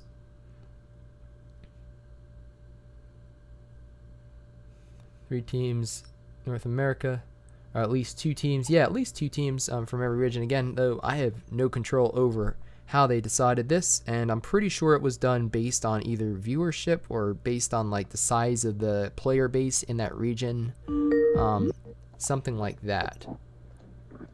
Oh, we have what sounded like a Skype call, perhaps. Not entirely sure, but either way, we've got the clean feed here. And what an awesome day of competition. 2 days, 6 games, first-person perspective, and a lot of excitement for sure. So, again, let me know what you guys think in the comments. If you enjoyed the broadcast, definitely give it a thumbs up. Subscribe to my channel. Thank you so much. When are the finals? The finals are going to be the end of November. You can actually see there, Festival Arena in Dubai. It's going to be November 29th through December 1st. So let's take a look. I'm going to pull up a calendar right now. And you can see that the 29th of November is, let's go ahead and mute that actually. Don't know what that was. So if they need to get a hold of me, you guys can contact me via WeChat. But the end of November, the 29th is a Thursday. And then Saturday is the 1st. So will there be 3 days of competition? I'm not sure. But either way, lots of excitement. Subscribe to your channel. Thank you so much, Alex Max, for that. Derek G, the real MVP. Stephen, thank you for... I had a lot of fun providing commentary for this. And again, Star Challenge Finals, South America in the book. 6 games in. Thanks to Samsung Galaxy Note 9 for sponsoring the event.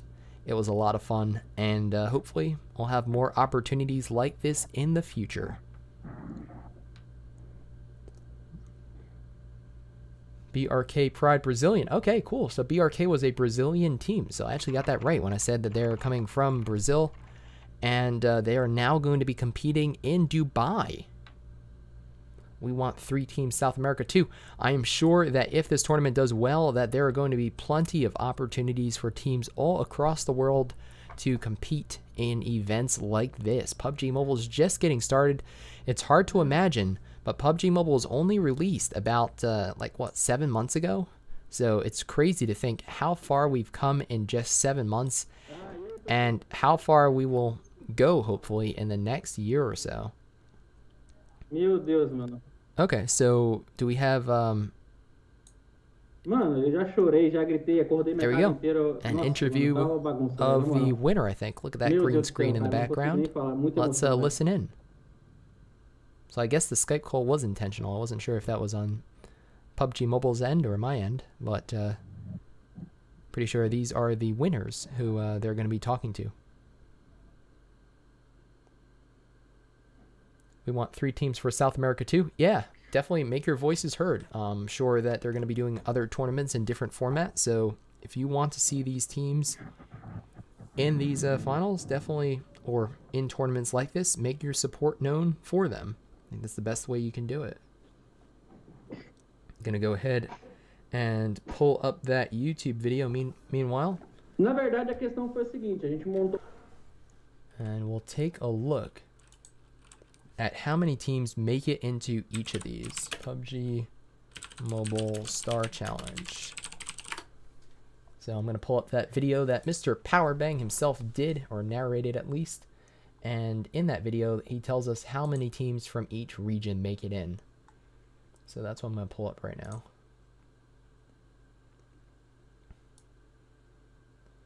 Here we go.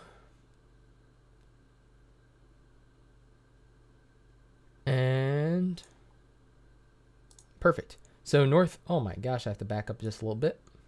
There we go. So North America has 3 teams. Europe has 2 teams. South America has 1. Asia has 3. China has 2. Korea, Japan have 2. And then there are also some wildcard teams too. I'm not sure how that's going to work, but there are 3 teams by special qualification and 4 teams by special invitation. So let's see, 1, 2, 3, 4, 5, 10. So that's 17. So 13 teams are regional final winners, and then the other 7 are invited, either special qualification or special invitation. So not sure what that entails, but we will certainly find out in the coming days. Somebody said China, I think you said China number 1. Nice. Yeah, I'm not sure who that was, but there you go. Whoever said that, good job. You made your way into the clean stream for day 2.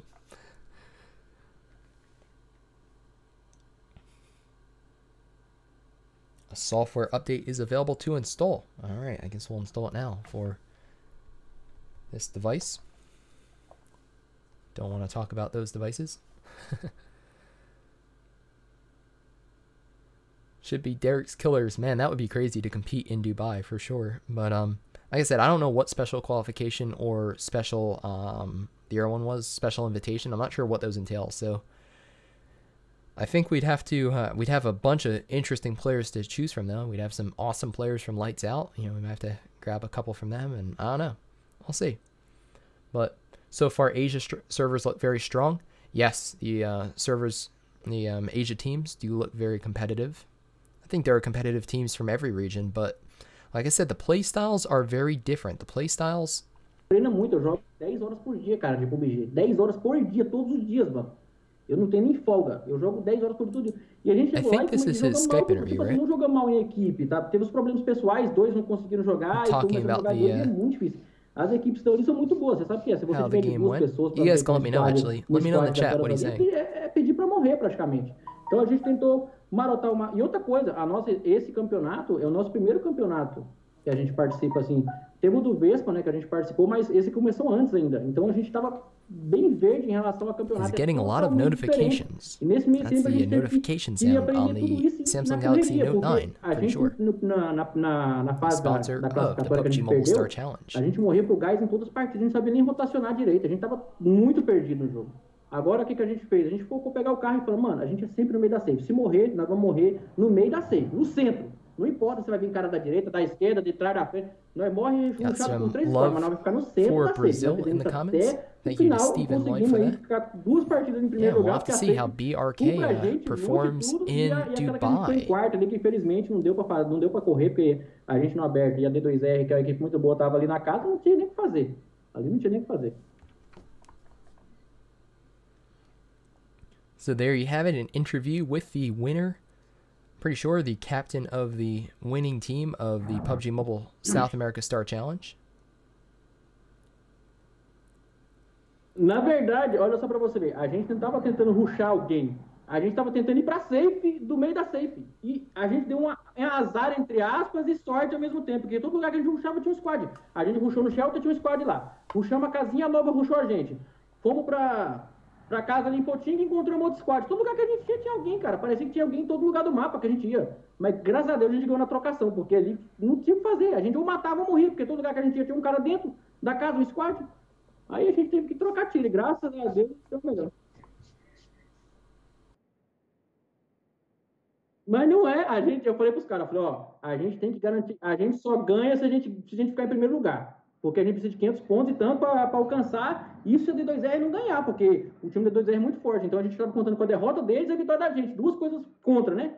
E eu falei para eles, não vamos trocar tiro com ninguém, vamos rushar para safe e ficar o safe. Você pode ver que na hora que a nova rushou na gente tava tudo escondido na casa. E eles chegaram, bateram o carro na nossa casa, nós tomamos um susto do caramba, já começamos tiro para todo lado, o nego subindo, bomba cantando. Meu amigo, nossa senhora, é muito complicado. O coração fica para... Nossa, meu Deus do céu.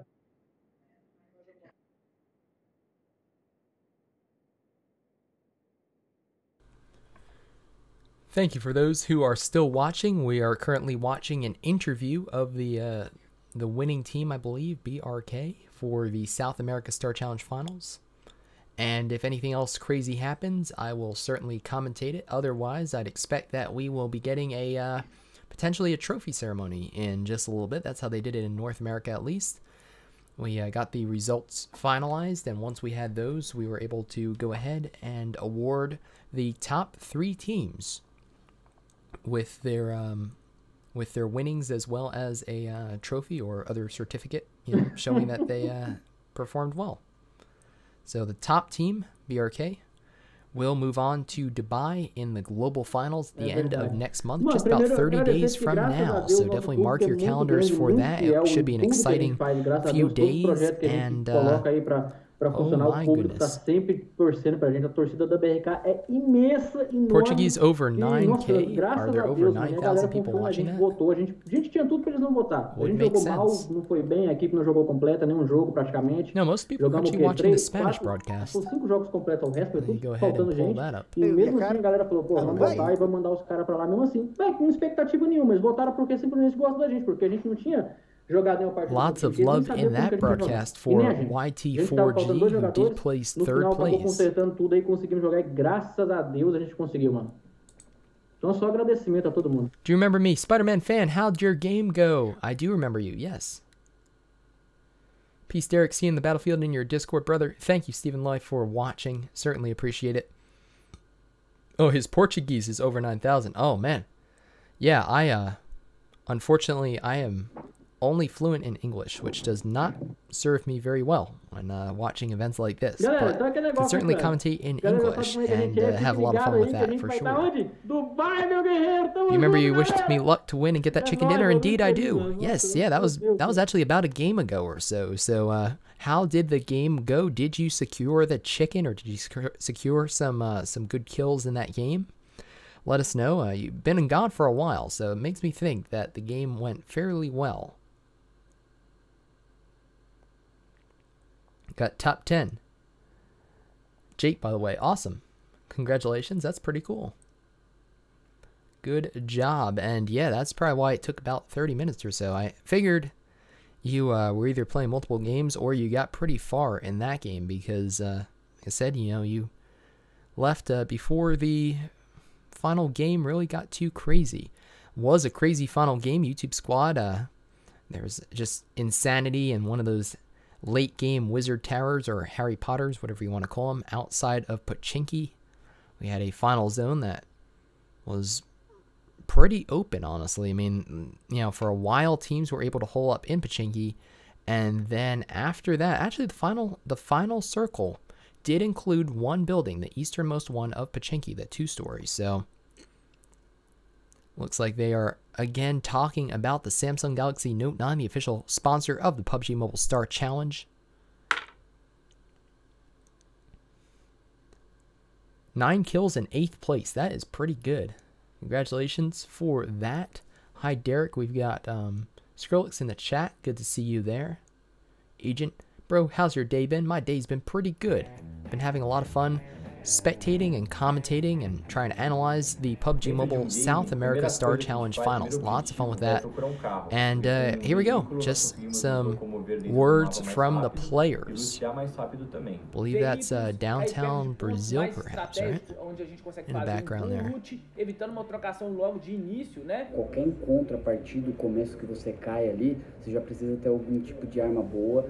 Então a prioridade para o Bambu é justamente garantir bom loot no começo do jogo para não precisar ficar correndo atrás de casa de loot no meio do jogo, no mid-game e no late-game, né? É o armamento, porque com ele a gente já busca o melhor posicionamento ali dentro da partida. É bom loot e uma boa localização. É conseguir um carro, ou um barco, uma moto, ou qualquer meio de locomoção que possa nos levar com velocidade de um lado até o outro do mapa. Encontrar buen loot, chaleco, casco nivel 2 por lo menos y un sniper, la verdad que me seria de bastante ajuda. Atacar tudo aquilo que se move a não ser os aliados, a gente garantiu o primeiro lugar. É sempre buscar loot, né? A gente tenta sempre cair num lugar bom, tentar buscar um carro também é uma das primeiras opções, sempre tenta preservar o início ali pra lutear, né? Pegar um loot bacana pra depois sim ir pra cima das equipes adversárias e buscar muitas kills na partida. É pegar uma bomba de smoke, né? Porque com ela eu faço uma cortina de fumaça e desapareço daquele local.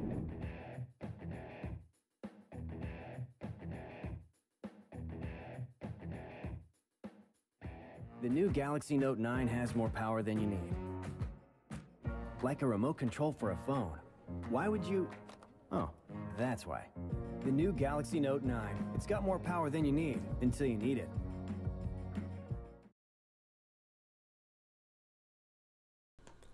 So there you have it, the conclusion to day 2 of the Star Challenge South America Finals. Congratulations to our winners as well as every team that placed. My name is Derek G, providing you guys with English commentary over the past 2 nights. Lots of fun. Thank you again to PUBG Mobile for the opportunity. Hopefully we can do much more of this in the future. I hope to see you guys on the battlefield soon, or potentially watching the global finals, which is going to be taking place in Dubai in just about 30 days from now. Thanks again to Samsung Galaxy Note 9 for sponsoring the PUBG Mobile Star Challenge 2018. And with that, I'll wish you guys all a good night, good morning, or wherever you are in the world, whatever time it is. Hopefully you guys are enjoying yourselves and enjoying PUBG Mobile.